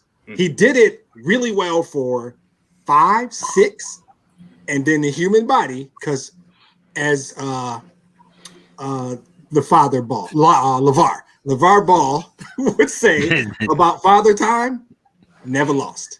Never lost. Cameron Newton's body is what it is. It's not going to play 17 football games. And I'm not predicting or certainly not wishing anything on Cam Newton. I'm a Cam Newton guy. I like his style. I like everything about Cam Newton. He only knows one way to play football. And that way will not allow him to play 17 games in 3 months. It's just not going to happen. Now, Michael McCorkle Jones does not play football that way. He plays it differently. And I think that by all accounts, he's a smart kid, and he will be at some point ready to be a quarterback. If that point in time coincides with a time where Cam's ankle or his hip or his shoulder or his neck or his back, something decides, Cam, we need a break. It could be Wally Pipp. It could be Drew Bledsoe. Pick your analogy. I think when William Stephen Belichick decides that Michael McCorkle Jones is the quarterback, Michael McCorkle Jones will stay the quarterback. That's what I think. Mike. I honestly think Cam Newton is done. There's already rumors circulating that he won't even start the season, and you guys hit on it pretty well with his injuries, and watched him last year. He did have a couple good games, but for the most part, he just struggled. And whether that was COVID or whether that's just age or just the amount of injuries that he sustained in his body, I just don't see it anymore with him. And they might put him out there in week 1 just because you don't want to maybe rush the rookie out there and see what he can do and that kind of thing. But Cam Newton has just been struggling since last year, at the end of about midway through last year, and then now in camp. And I don't know. I think his time is done, and Mac Jones by week 2 probably, if not by week 1, will be the starting quarterback. And we know how Bill's favorite coach does things. The minute they have a meeting and someone in the meeting says, Mac gives us the best chance to win, that decision is over. And there's no going back. That's how he does things. And I think Cam becomes a backup. And Cam knows who he signed with. he knows that guy, and nobody's going to be surprised, and he's going to say, on to Cincinnati or whatever he says in the press conference, Right. and that's going to be it. Yeah. So, Fantasy value for Matt Jones? Well, I think it all ties into when he starts. And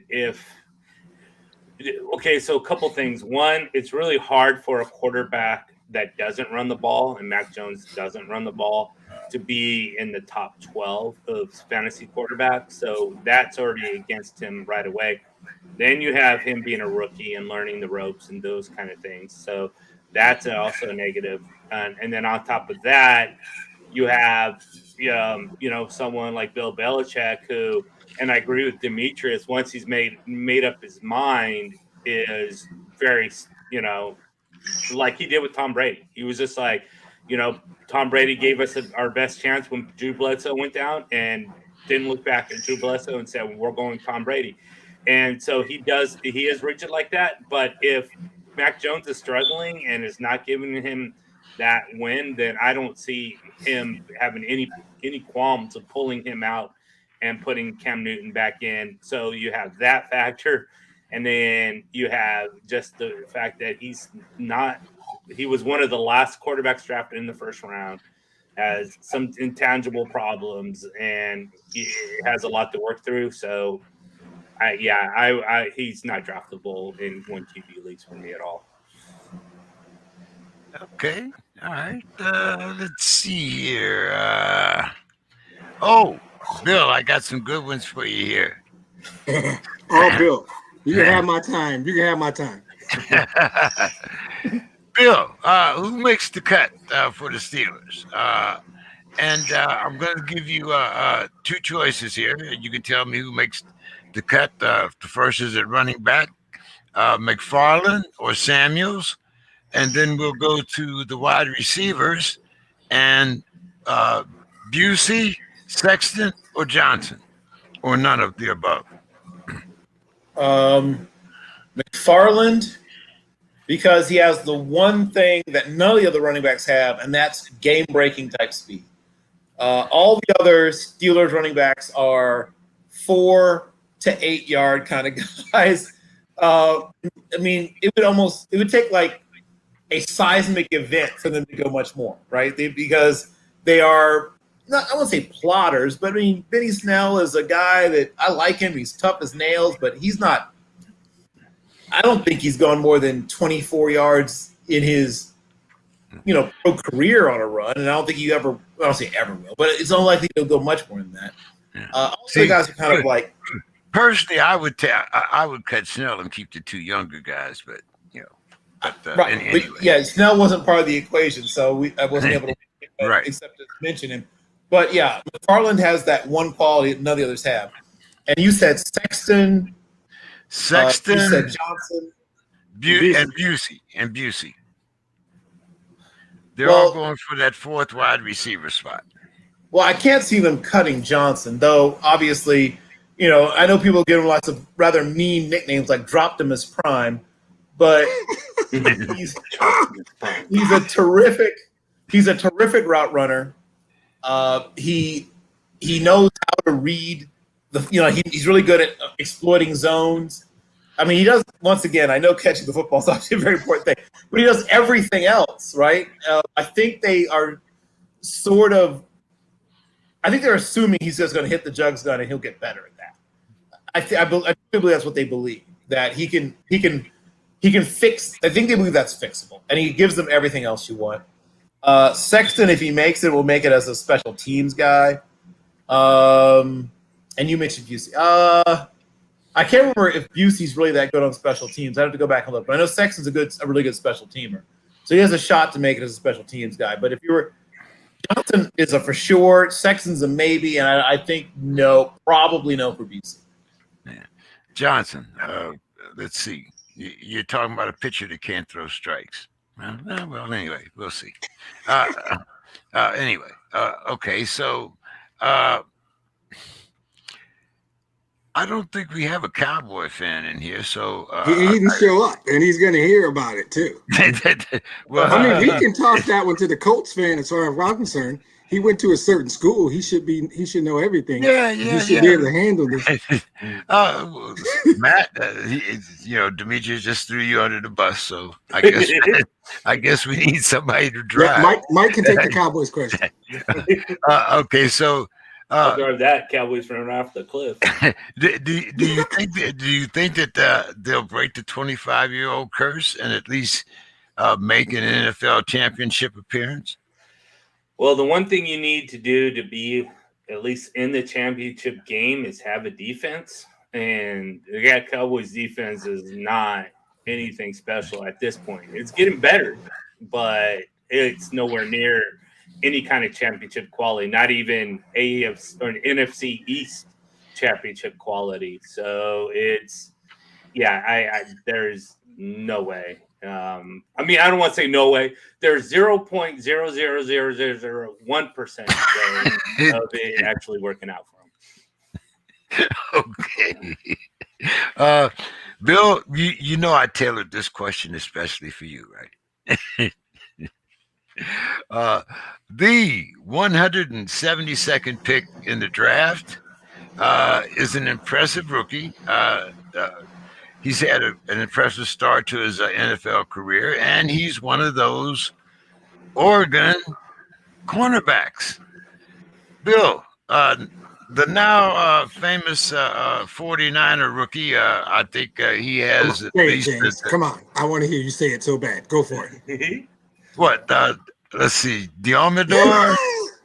Oh, you nailed it. Is it Diomedor? Yes, right. That's right. Hey, I was in the Navy. I know how to say Commodore, so it's not. Oh, there you go. That's close enough. Good logic. Where do you? With Mr. Lenore. Yes. Bill. Once again, shout out to the island nation of Haiti. Strikes again.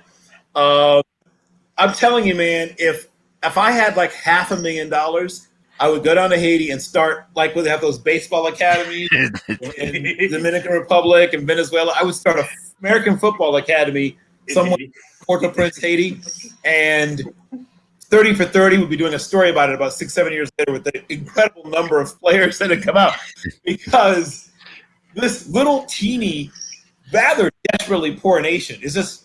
And once again, these kids don't even grow up playing football. They come to America, they get introduced to football, and 8-9 years later they're being drafted. But once again, he and Thomas Graham, we're talking about duos.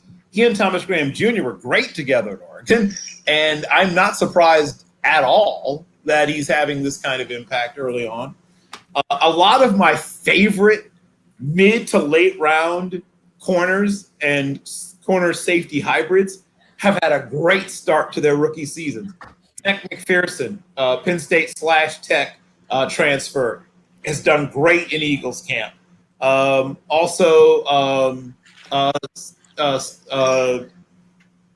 Stanley Jean Charles from App State has done incredibly well in Packers camp. So a lot of my favorite guys on my all underappreciated team, have done great in camp already. So this is just another one of the guys that I was expecting to do well, and he's done well. So one, really well coached in college. And when things start moving fast, when you talk to the young men, I almost said kids, when you talk to the young men about the transition between a pro practice situation and pro camp and what they did in college leading up to the season, most of them don't say it's physically more difficult, and some of them say it's physically less difficult. A lot of the Alabama kids say, "Oh man, I was thrilled! Like practice is over already." No one threw up yet, right? So the difference is how little time you spend on each thing. You cover more stuff, but you're going so fast. So when people talk about the speed of it, it's not the physical speed. It's how few reps you do on each thing before they figure you must have gotten it at the pro level. And so the guys that are really well coached, the guys that were coached by Jimmy Lake at Washington, right? The guys who were really well coached, when they get to their pro camp, it's like, okay, it's going a little faster than I'm used to, but I'm okay, I'm fine. And some of the guys that didn't have that kind of coaching in college, it's like,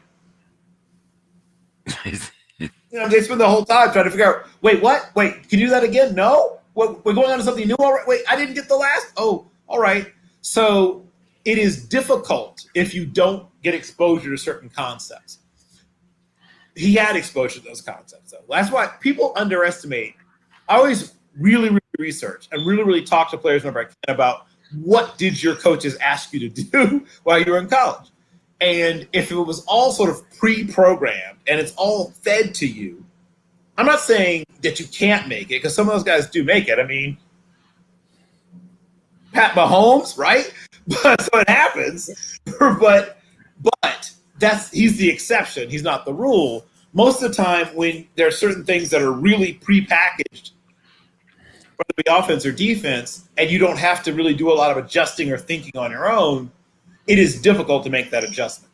And like I said, I love it when I get to talk to them and they tell me, here's what coverages we ran, or here's what our offense allowed me to do at the line of scrimmage, or here's what, did we ever run scan protections? Did I ever have to adjust on the fly based on things I saw? And if a kid says no, everything came from the sidelines. Once again, doesn't mean you can't make it, but it means that first NFL camp, woo! Once again, there's no more looking over there and seeing Mr. Peanut, a Ferrari, Scott Van Pelt, and Kylie Jenner being held up on the sidelines. That's gone. Yep, you're right. So, gentlemen, I'm getting to the top 10, what I call breakout players. Now, I'm going to make, I guess, what breakout means.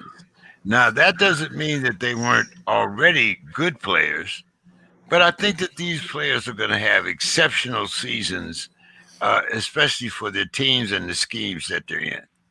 So, we know about TJ last year. Great fantasy player, got a lot of points out of him. But this year, considering the scarcity of quality receivers in Detroit, Demetrius, your thoughts on him having? I mean, if you're not throwing it to TJ, who are you throwing the ball to? All right, so the Cornbread and Kool-Aid podcast will be going over this in 2 days, so check that out. But you make a good point, as much as I don't want to admit it. Now, to not just allow you to throw my team under the bus, Amon-Ra St. Brown looks really good, and he's going to be a nice receiver. Yep. I believe Tyrell Williams is on a 1-year prove-it deal, and his issue was injury. He could be that speed guy, take the top off the defense. I don't know what Quintez Cephas is going to be. Now, all that is just me propping up my team and the Cornbread and Kool-Aid podcast. The reality is everything you said was correct. The number one receiver in the Lions offense is TJ Hockenson, and I'm fine with that. I agree that he should be on this list. I actually think he should be higher because the quarterback he had last year, another just meaningless reason for me to mention Matthew Stafford, which I never get tired of, had the ability to throw more balls, throw different routes, to spread the ball around. And he had Marvin Jones, and he had Kenny Galladay sometimes. So even in that scenario, Hockenson still stood out. This year, he's going to have a quarterback that's going to be in an offense that has a narrower scope, that says it's going to ask a lot less of Jared Goff than it did of Matt. He is going to be Jared Goff's safety net, his security blanket. Pick the analogy you want. TJ Hockenson is going to have a serious breakout year, and I think some of it's by design, some of it's by necessity. The wide receiver room is young and unproven, and the quarterback is going to be asked not to try and do things because you don't have the arm that the guy before you had. All those things will come together for Hockenson to fit right on this list. My personal favorite on this list, though, is Jerry Jeudy. I think that despite all of our concerns about the arm strength of Teddy Bridgewater, Jerry Jeudy's really good, runs great routes, and from a target standpoint, I think he'll get yak, right? He'll put up numbers via yards after the catch. If they don't target Jerry Jeudy 120 times, they're crazy. we're going to go down the list, so don't Okay, worry. I didn't know if you wanted to comment on other people or just TJ. You're dead on TJ. He's the best receiver in Allen Park, Michigan. He should lead them in receptions, probably yards, ironically, and almost certainly touchdowns. So, and I'll be fine with it, by the way. Bill, defensive end, H.A. Spencer. AJ Epinesa? Epinesa, yeah. Epinata, I should have got that one. Epinata. I'm living here in California. What the hell? Yeah. Now you're making me hungry. Hey, criminal after dark. Come on. Here's the thing. I see the discrimination. The Mexican police are already at my house. So, Los Federales. So the thing about Epinesa is he's a power rusher. He has gotten himself in a little better shape this year, so I expect him to be a little more productive. But he's never gonna just flat out be able to just beat people with speed. He's not that kind of athlete. He's not super bendy. He's not super quick. He doesn't have great change of direction. He's not quick off the ball. He's just a tremendously powerful guy. So he's not one of those guys that's you're never going to flat out miss him, right? He's going to make contact with you and go through you. He's going to try to get you off balance and toss you. And he can do that because he's a really big, strong kid. Good wrestling background, a kid that, worked hard, played at tremendous strength. Iowa has a great strength and conditioning program. But he's just not super athletic.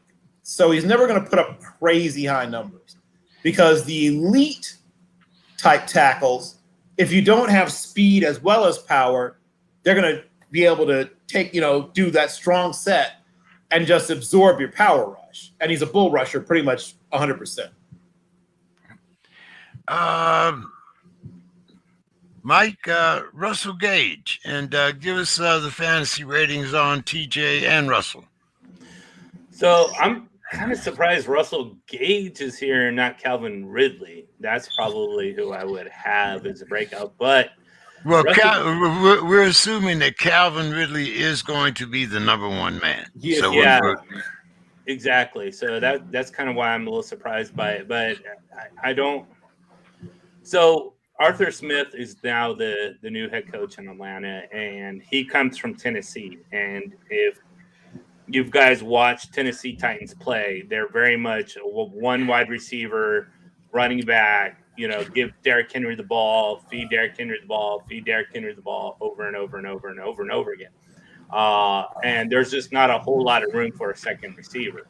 Well, that's Russell Gage. He's sort of the second. He could even be the third receiver if you're also considering Kyle Pitts, who should have a very big part of this offense because they're going to be doing 2 tight end sets. They're going to be doing 12 personnel, and that even eliminates more room for Russell Gage. So to me, Russell Gage is someone you could take a flyer on, but it's someone that I'm not caring if he's on my team or not.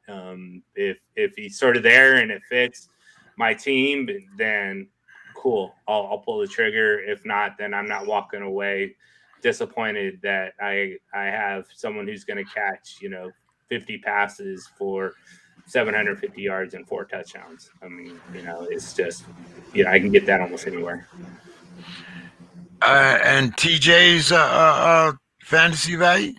TJ Hawkinson is definitely in the top 5. I think there's 5 valid tight ends this year. Outside of that, you can wait till the last round. So if Travis Kelce goes off the board, if George Kittle goes off the board, if Mark Andrews is off the board, if Kyle Pitts is off the board, and if TJ Hawkinson is off the board, just wait till the last round to get a tight end. Now with TJ Hawkinson, he could fall. I mean, depending on how things go, George Kittle's hurt. He could fall. He could be the second tight end finishing fantasy wise. So, I mean, things will have to happen for that to take place. But TJ Hawkinson, I really think what Detroit Lions are going to do with their offense and Demetrius, you could definitely tell me if I'm wrong, but this is how I'm looking at it. Well, they have Tyrell Williams, who's a deep threat. He's the one that gets downfield. And then you have also Brashard Perriman, who's a deep threat who can get downfield. So they brought these two guys over for the cheap just to get downfield. Jared Goff is not going to be throwing bombs out there. So they're going to be going deep, and then that's going to leave underneath the room for someone like TJ Hawkinson or for someone like DeAndre Swift. And I think both the Hawkinson and Swift are going to be valuable because Jared Goff is that good short to intermediate range, dump off to whoever's available. So I see a lot of receptions for Hawkinson. He's just going to have to stop dropping the ball. I think he had the most drops as tight ends go last year. I think he's right. Yeah. Go ahead, Demetrius. Oh no, I think he's right. I would predict that the leading receivers for the Lions in targets and receptions will be in order: Hawkinson, DeAndre Swift, and then probably Amon-Ra St. Brown, the slot guy. That's just the way the offense is going to be. Mike, Jordan Brooks. I'm not good on defense. I will. Well, hold on. Well, I'll go to Bill. I'll go to Bill with Jordy Brooks, and I'll come back to you with Foster Moreau. So a lot of people say players get bigger, stronger, faster every year. That's not always true. There are actually positions in the NFL where size is trending down, and one of those positions is linebacker. There was a time when, guys like Jeremiah Trotter could make a living, right? When Levon Kirkland was darn near 300 pounds playing linebacker. Those days are gone. That guy's not walking through the door anymore. You don't see those guys anymore. And they've been replaced by guys who look like they could be running backs or safeties. And that's what Jordan Brooks looks like. He's 5'11 and a half and 226 pounds, if memory serves me correctly, and can run like a scalded dog. I think he ran 4.49 or something like that at the combine. So these are guys that would have been running backs, in the era. Not even a long time ago. 12, 15 years ago, they probably would have been playing running back or safety. But the NFL has, the Deion Joneses and all these other guys, Levante Davids and all these guys who were 224, 227, 229, 226 pounds, 231 pounds are playing, will linebacker. And because they're having to cover slot receivers at times or running backs coming out of the backfield who are really good receivers at times, you need a guy who can run, who can cover, who has hands, and he's all of that. He is your new linebacker, right? Your linebacker of the now. If he is not great in space, other way around. He's not great in. You don't ask him to do things he's not good at. Hey, could you run out there and stone that pulling guard? No. Okay, then don't do that, right? He's not great at everything, but he's great at the things that want the modern linebacker to do. So there were some people who were worried about the fact that he didn't really understand how to stack and shed blockers and stuff like that. Solution: don't have him do it.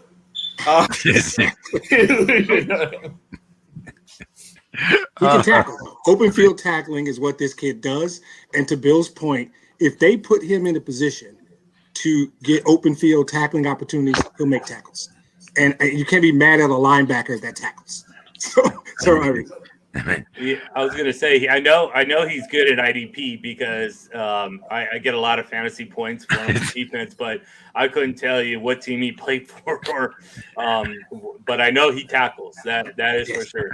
So you do know to take him in an IDP, right? Yeah, exactly. He's one of the top linebackers. Yeah, that's about all I know, though. What about Foster Moreau? Do you know anything much about him, Mike? Yeah, Raiders tight end, and I think for dynasty wise, he's definitely there because we have Darren Waller, who's going to obviously, and that's one of the guys tight ends that I forgot to mention. But it's for longer down the road. I don't see Foster Moreau breaking out just because unless Darren Waller tears an ACL in week 1. I was going to ask if something happened to Darren Waller that I didn't know about. Why is this guy on this list?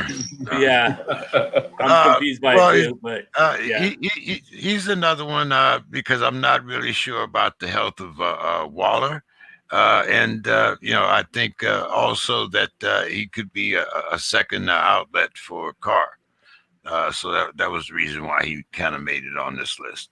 I think the Raiders are going to play a lot of 2 tight end setups this year, where both tight ends are going to be targets. But that might just be me.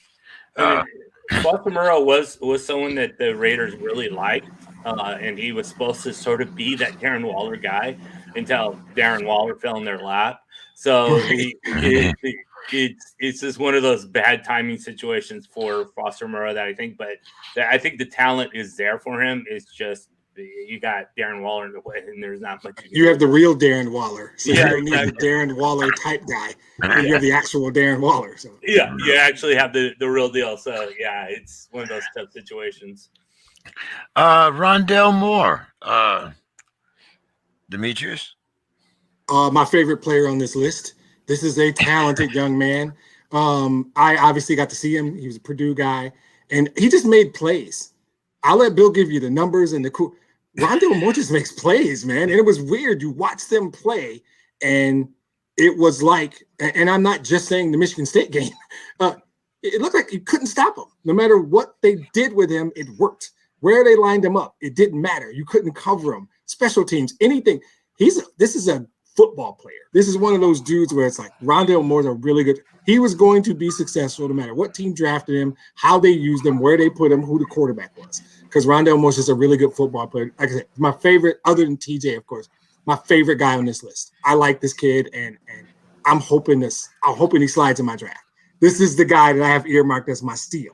I pick 2 or 3 guys every year. Steal this guy. And I might have just messed it up because people in my league listen to the SPORTSKRIB podcast. I just blew that. Love Rondell Moore. Love him. Fantasy value, Mike. So definitely dynasty value is probably second rounder, but redraft, you're going to especially look down later in the draft. Just rookies are really hard to make much out of there. I mean, of course, there's the Jeffries that come around every once in a while, but it's really difficult for wide receivers to put points on the board for fantasy owners or managers. And it's one of those things where I definitely he's electric. He's dynamic. He's going to make this offense a lot better than what it was. As whether it's screens or tunnels or it's slants, this guy is just take it to the house anytime it's in his hands. The negative aspects with Morris, he's not the tallest guy. He's not someone who has the biggest hands. So Kyle Murray is going to have to really put it on him for him to do well with that ball. But like Demetrius says, as someone later in the draft and someone that can do a lot of damage with this offense, I like Rondell Moore. I think I'd rather say like take a shot on Rondell Moore than someone like Russell Gage, as we talked about earlier. Okay. Bill, is this the year that Antoine Winfield stops being called Junior? I don't know if they're going to stop calling him Junior because his dad was great. His dad was a good player. That was absolutely great. Almost borderline Hall of Fame. He's a Hall of Very Good, is right. But his son has a chance to be really, really special. I loved this kid coming out of Minnesota, and I knew he was going to be fantastic. He was one of my favorite players coming out, and he can do some of everything. He can cover slot receivers. I mean, even though he's not the biggest guy in the world, he can cover tight ends just because he's a good enough athlete that he can go up and make up some of that height with his vertical. He's tough and strong despite being a bit on the smaller side. Obviously, I have a certain love for undersized safety. I'm not going to pretend otherwise. I can't help that. But beyond my obvious biases, he is objectively great. Use whatever metric you like. If you don't believe in Pro Football Focus, Just go. You go by the raw stats. Go by the film. Whatever you want to use, everything you use is going to tell you this guy who's just beginning to figure it out already is a top tier safety, and he's going to go from being a top tier safety to a top 5 safety pretty soon. I mean, Harrison Smith is, probably headed in this direction, and he's headed in this direction. Tyrann Mathieu is still, that's who he's sort of like, but he's a slightly thicker. He's a bigger, he's a bigger version. A little bigger, not a lot bigger, but a little bigger version. So Tyrann Mathieu type. He's going to be mentioned in the same breath with Tyrann Mathieu very soon. If not next year, then maybe the year after. Okay, Demetrius. Now you can talk about Jerry Jeudy. So, I like Jerry Jeudy a lot, right? Here's the problem. It's the obvious problem, right? It's his quarterback, right? When we have to talk about how much does your quarterback limit you, and Mike talked earlier, and I talked earlier about Teddy Bridgewater. Does his route tree get limited because Teddy Bridgewater is his quarterback? Or does his targets get limited? If Teddy decides to go captain check down, you're taking Jerry Jeudy out of the game. Now, if you're smart, you run Jerry Jeudy on drag routes, you run him on slants, and you just get the football into his hands and let Jerry Jeudy do the work after the catch. That's what I expect they're going to do. I think he will be the focal point of that offense, as well he should. He should have the most targets. He should have the most catches. And he's talented enough that he will be a big-time yak guy. I like Jerry Jeudy a ton. If there's 12 other teams that he was with, I would say he's going to be a Pro Bowler. But he has the one limitation beyond his control. Jerry Jeudy could do everything right, and Bridgewater could go captain check down, and he could end up with 85 receptions instead of 115, which is probably what he should have in this offense on this team. I like him. It's nothing about Jerry Jeudy. Right? I wouldn't have had him number 3. It would have had nothing to do with Jerry Jeudy. It has to do with the team he plays for and the quarterback that'll be throwing him the football. Fantasy value for Jerry Jeudy, Mike. I think with Teddy Bridgewater, Jerry Jeudy goes up. I really, being a Jerry Jeudy fan myself, and I'm really big on route runners, regardless of what they perform as far as statistics on the field. There's just something wonderful and beautiful about someone who can run a great route. And it's almost like, ballet in a way, where it's just so sharp and so making the right cuts and knowing when to make certain moves. And it's just a great thing. But Jerry Jeudy is that. He is a tremendous route runner already. And he's only been in the league 1 season. So because he's a short intermediate guy, that's Teddy Bridgewater. That I see Teddy Bridgewater hitting him all day. Noah Fant is there as well, but tight end, they're gonna want to get that ball in Judy's hands a lot more than they're going to want to get into the tight end's hands. So I agree. Jerry Jeudy is fantastic. Should be fantastic this year. He's just going to need to not get in his head. He got in his head a little bit, I think, a couple times last year because he was dropping the ball, and that's not him either. And he had like one game where he had like 6 drops or something crazy like that. It was just insane. But I think he'll fix that. And I think a lot of that just had to do with OTAs not being there, preseason not being there for these rookies, and getting accustomed to the quarterbacks and those kind of things. And just he seems like to be the player that always wants to do well. It's just when you have players that are, I should do this. I'm good at this. This is what I do, and put that pressure on them when it doesn't work, then it becomes almost a snowball effect. And I think that's what Jeudy was doing, was he just couldn't understand, why am I dropping this ball? I never drop balls, and just became more harsh on himself. So if he can get out of his head and perform like Jerry Jeudy did at Alabama, which I have 100% faith that he can do, then he's going to be really good this year. My only running back on this list, Mike, And I'm giving it to you because of Regina, of course. So I'm going to let you. I'm going to let you assess Mr. J.K. Dobbins.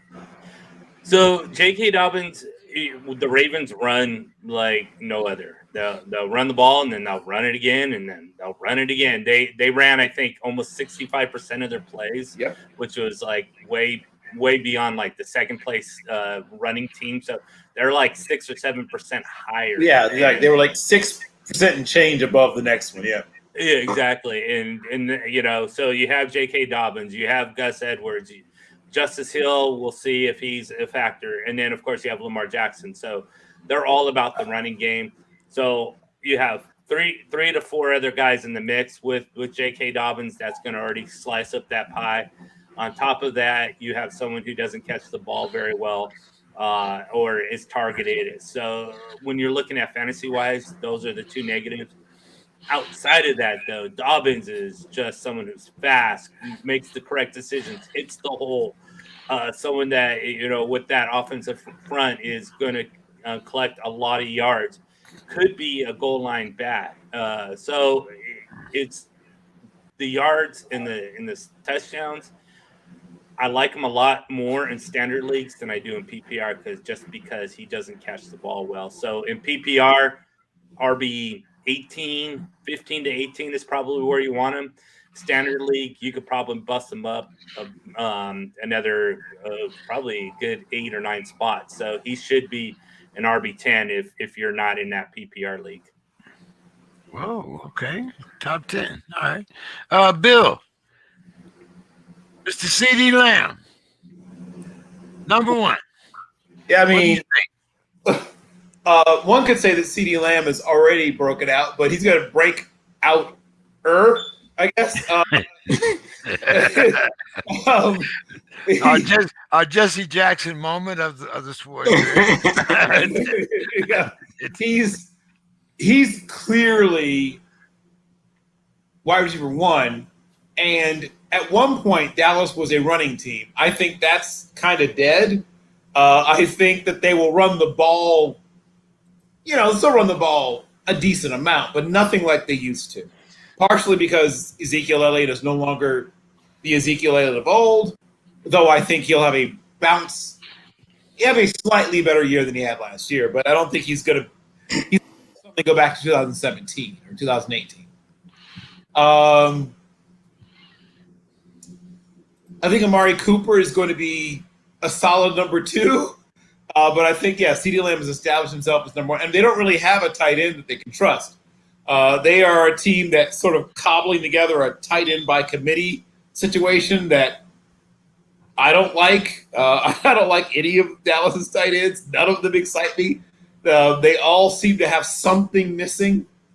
So I think that Gallup, Cooper are going to sort of fight it out for the number 2 spot.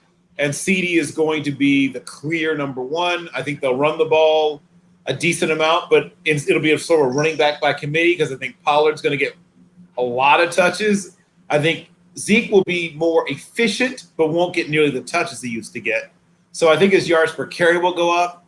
I think he'll catch the ball a decent amount also, but I think Pollard, who catches the ball even better and who is younger and who is cheaper, is going to be clearly the future running back for Dallas. But I do think this will be a bit of bounce back for Elliott. But CeeDee Lamb, I could see CeeDee Lamb having a 93 catch, 1,188 yard, 9-10 touchdown kind of season. Oddly specific with the 1188. Yeah, 93 receptions, 9 or 10 touchdowns. 1188. How specific?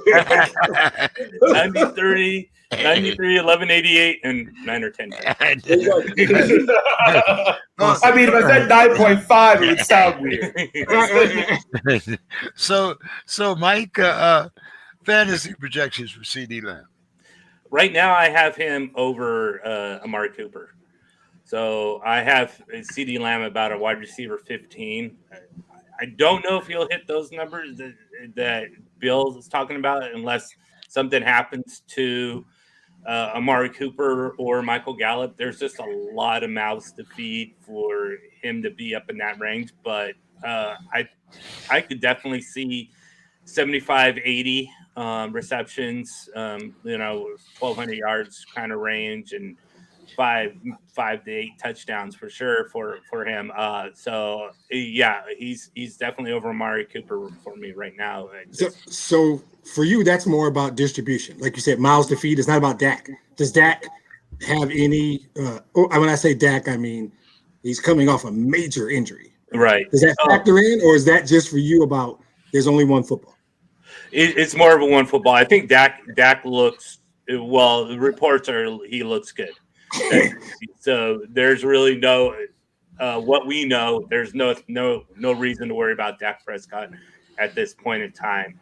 So and then CeeDee Lamb was just lighting it up with Dak Prescott, and yeah, it's just definitely more mouths to feed than Dak Prescott being hurt from that devastating injury. Okay, Mike, this is your time to shine. 10 players that we should avoid in fantasy football, whether it be standard or dynasty league. So I got a little mixture of both. So I'll just read it off, and then I'll read off what I have them for. So if I say dynasty, then it's definitely both redraft and dynasty league. So okay, can we play a game where the three of us try and predict a guy on your list? Sure. We all get one name that we think is on the list.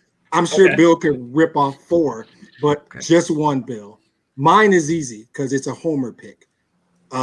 People do not trust Kenny Galladay. Actually, I'm going with Kenny Galladay. He better be on that list.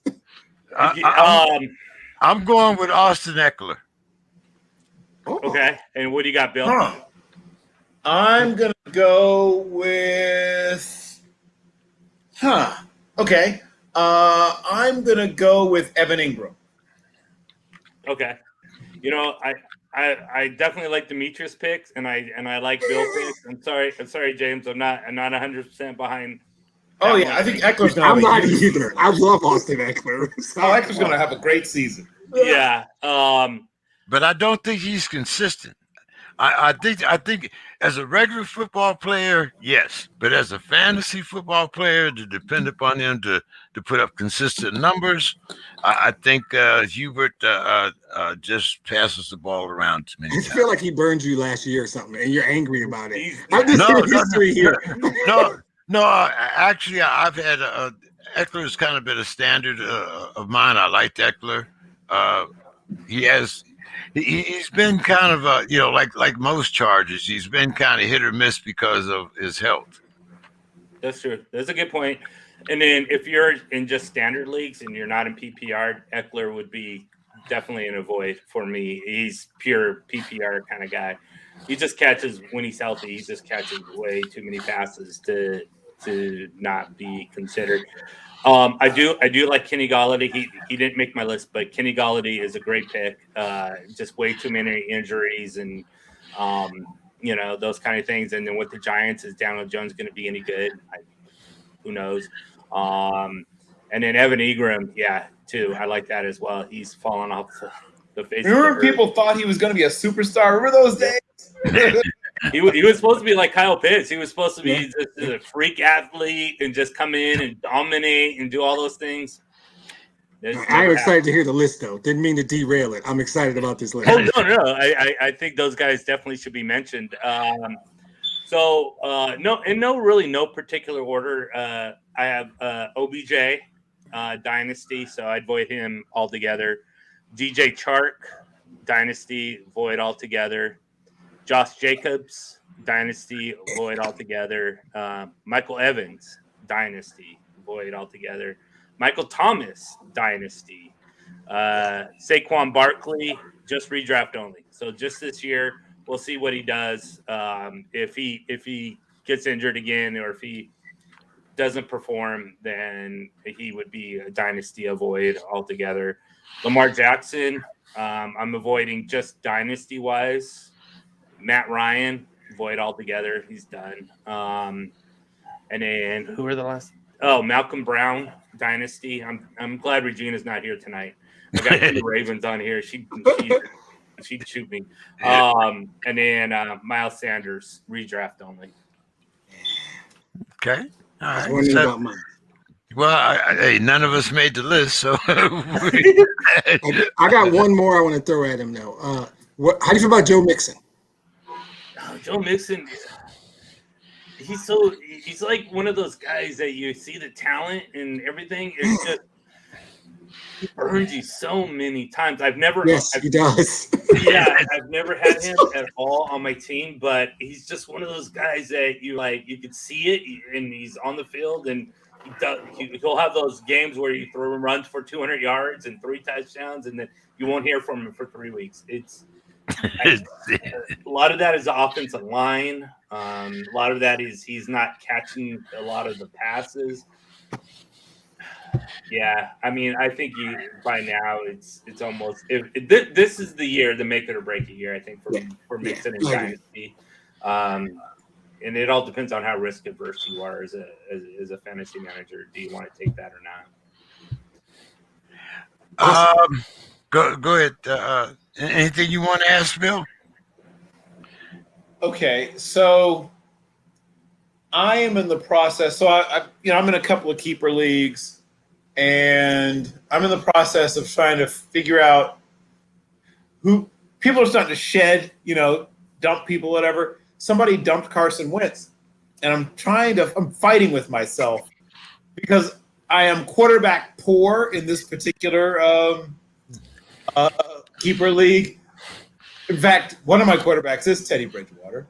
And I'm debating with myself about if it's worth picking up Wentz because my other quarterbacks, I think, are, well, as I said, Teddy's one of them. I think I've got,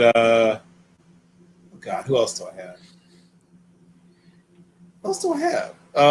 Nobody. That's an example. That's the answer. Right? Oh, I have Sam Darnold. I have Teddy, and I have a young one. Maybe Kellen Mond, I think. Could we be asking Mike a question about Carson Wentz? That feels like that's a trap. It's a bad idea. Right. I mean, trap or not, I'm trying to decide if I should drop Darnold or Teddy or somebody and then pick up Wentz. So you said you had I have Darnold, I have Teddy, and then the young quarterback I have is Kellen Mond. Now, I got this year's draft. This is Dynasty? Yeah, obviously, yes. Yeah. Okay. I was going to say, yeah, that's easy, Mond. But I would drop Teddy Bridgewater for Carson Wentz. Docking. Oh, okay.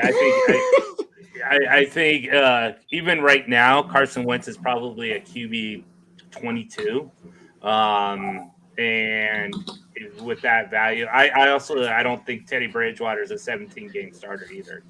I think that Denver's going to get in trouble, lose a couple games, and they're like, okay, well, we need a little bit motivation going on here. Let's put that quarterback that can throw 80 yards down the field and see if we can, exploit that for a few games. And I see the situation being a total revolving door like all season. So Carson Wentz right now looks like he's going to start next week in the preseason game. So and if he does, then he's going to be the starter week 1, and there's no one going to take the job from him. So I would take Carson Wentz over Teddy Bridgewater. When's a good round to draft a quarterback in a 10-team snake draft league? I think it depends on how many points. So if we're talking about one quarterback, it depends on how many points that quarterback, the touchdowns are.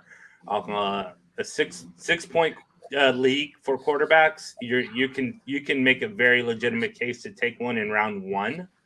4-point, which most leagues are 4-point quarterback leagues, you could probably, if you wanted the top guy like Patrick Mahomes, Kyler Murray, Josh Allen, I would start looking at round 4, round 5. But it seems like round 4 is when the first guy goes off the board. Is there ever a good case for drafting 3 quarterbacks? Only in 2 quarterback leagues. And even that might be stretching it a little bit. But yeah, if you only 2 quarterback leagues should you be drafting 3 quarterbacks. Well, give us kind of your overall view of the upcoming fantasy football leagues. Any that you got any openings in, or anything that you want to tell us about fantasy football, Mike? And thank you so much for coming on today. Make sure you tell everybody where they can find you on social media and all that good stuff. Yeah, as far as openings, I know with Regina, she's holding a lineup league. There's some. I mean, anybody, like, if you're looking, the audience is looking, you can get on League Safe. They have what they call classifieds. So you can look at the classifieds and seeing what is opening up, and dynasty, redraft, whatever you're looking for, they have spots for. Dynasty now is starting to come in. Most of them are starting to come doing it now anyways, because the league is season is starting to kick off. So I would definitely start looking now before like another week or two, and then you're probably just not. It won't be as easy to find leagues for you. But as far as where you can find me, RFL Red Zone on Twitter. That's pretty much where I'm at social media wise. That's like the only place I'm really at social media wise. So what were the 2 sites that you said? League Safe, Safe, and Safe Leagues. So League Safe, both of them .com or .net, or I believe both of them are .com. Okay. And they have a variety, like for beginning, intermediate, expert type thing. Yeah. So basically, they'll give you the overall rules and construction and those kind of things. So it's hard to know who's going to be in those leagues. So if it's a 10-man league, I would look at 10-man leagues if I'm a beginner, just because more people advance, go into 12, 14, 16, and so on. But if you're like just wanting to get your feet wet a little bit, look at a 10-man league, and then just sort of look at what's comfortable for you. They usually give you the points and roster size and that kind of thing. All right. Well, make sure you text me those 2 web addresses, and maybe I'll get into something new. One year I just went mad. I think I had about 15 teams, something like that. I just went mad. I actually did it for the networking more than anything else. I really didn't care, where my team came in, but I wanted to network with a lot of other people that were connected with fantasy football. So thanks so much. I do that too. I definitely do that as well. So yeah, no problem. I can text that to you. Yeah. All right. Well, hey, thank you so much, man. We'll be talking. It's good seeing you again, Mike. Send me Demetrius, Bill. Yeah. Hopefully, I'll send you an invitation. You come when you can. How's that? Will do. Thank you very much, gentlemen. No blue and yellow shirts, though. All right. Have a good night, gentlemen. All right. Bill, your final thoughts for the evening. Certainly. Always a pleasure. So yesterday, the 25th of August, in the year 1927, Althea Gibson was born. And as we sort of move further and further away from what she did and the conditions under which she did what she did, I think people unfortunately become less impressed or less are less likely to realize the impact of what she did. And it's important to note as we watch what people like, Serena Williams are doing and the challenges that she faces, right? But when Althea Neal Gibson started her career, there was virtually no place. I mean, she's born in South Carolina, first of all. She was also a professional golfer, for those that have forgotten that as well. She was a terrific basketball player when she was younger. But without what she did, without the things that she undertook, the world would be a radically different and a much worse place. And it is important to realize that, her parents were sharecroppers. Like, we talk about it being impressive what Richard Williams and Arena, what was the Serena. No, the mother. Mother. It's The mother. old, Yeah, I think you're right. There's Arena. start with an Yeah. O. Yeah. But what it's impressive what they did, where they were coming from, but they were not sharecroppers. Right? You know what I mean? Like, I think we need to realize what an amazing thing it was to have what happened with the life of Althea Neal Gibson. So her family finally decides to leave, a cotton farm. And when she was a small child, I think about 3 or so years old, they moved to New York City, 143rd near Lenox, and 7th, between 7th and Lenox, 143rd. And she gets introduced first to paddle tennis, right? Table tennis. Becomes a children's table tennis champion. And also boxed growing up. Her father had been a boxer. And, so she played basketball. She did all kinds of things. And then she eventually drops out of school and is living in a Catholic home, what they used to call a Catholic home, sort of like a group home, almost like an orphanage, but it's for runaways, what have you. And she gets introduced to tennis while she's there. And at first she thought that tennis, like real tennis, was a sport for weak people. She wasn't that interested in it. But she was encouraged and then re-encouraged. And so she got rather a late start. But the amazing thing to me is how quickly she goes from a person who would, she enters her first tournament in 1941. She'd been playing tennis for literally just about a year. I mean, I don't think I can. It's difficult to put enough emphasis on this. She'd been playing tennis about 1 year before she enters her first tournament, and she wins it.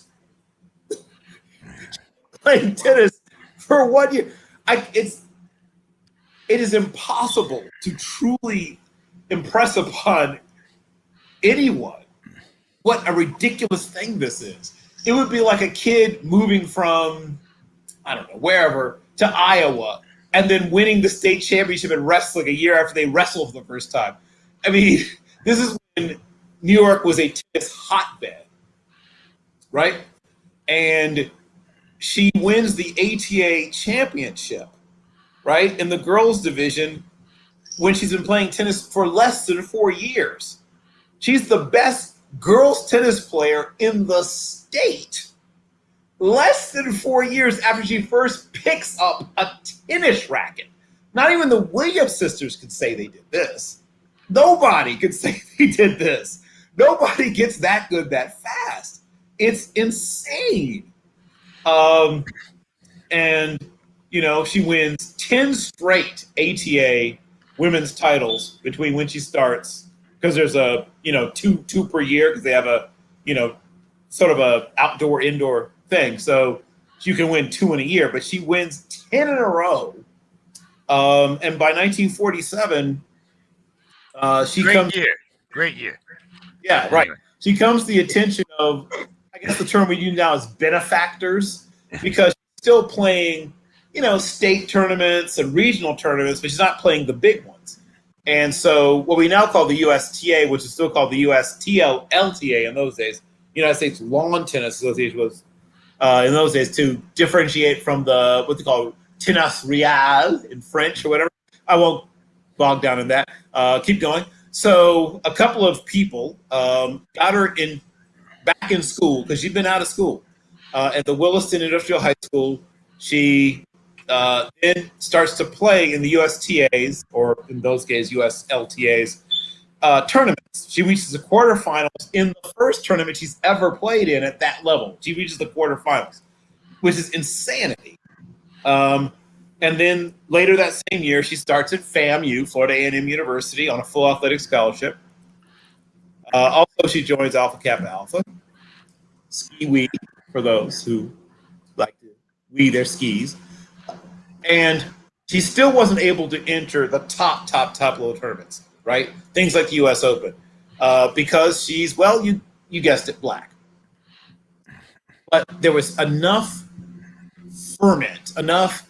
The ATA is pushing for it, and then Alice Marble writes a scathing letter to them in the magazine American Lawn Tennis, and eventually they allow her. It's a few days before her 23rd birthday, to enter the tournament. She lost in the second round in a rain delay 3-set match, but everyone saw that, you know, she deserves to be there. And journalists and all kinds of people wrote about this. At that point, it was impossible to keep her out. She continues to play the next year. She's at Wimbledon, makes it to the third round. She's ranked 7th in the nation. She graduates from Florida A&M, and she's teaching physical education because this is still the amateur days, kids. She's not making a dime. And she's teaching physical education at Lincoln University because she's not a rich kid, right? She can't just play tennis on other people's dime. She's got to. She actually at one point almost joined the Women's Army Corps, the WACs, right? But instead, the State Department sends on a goodwill tour to play tennis around the, world, introducing people to tennis. And then things shift into high gear. I mean, she goes from being this really intriguing good player. She gets more confident. And when she comes back from the goodwill tour, she wins 16 of 18 tournaments against whoever.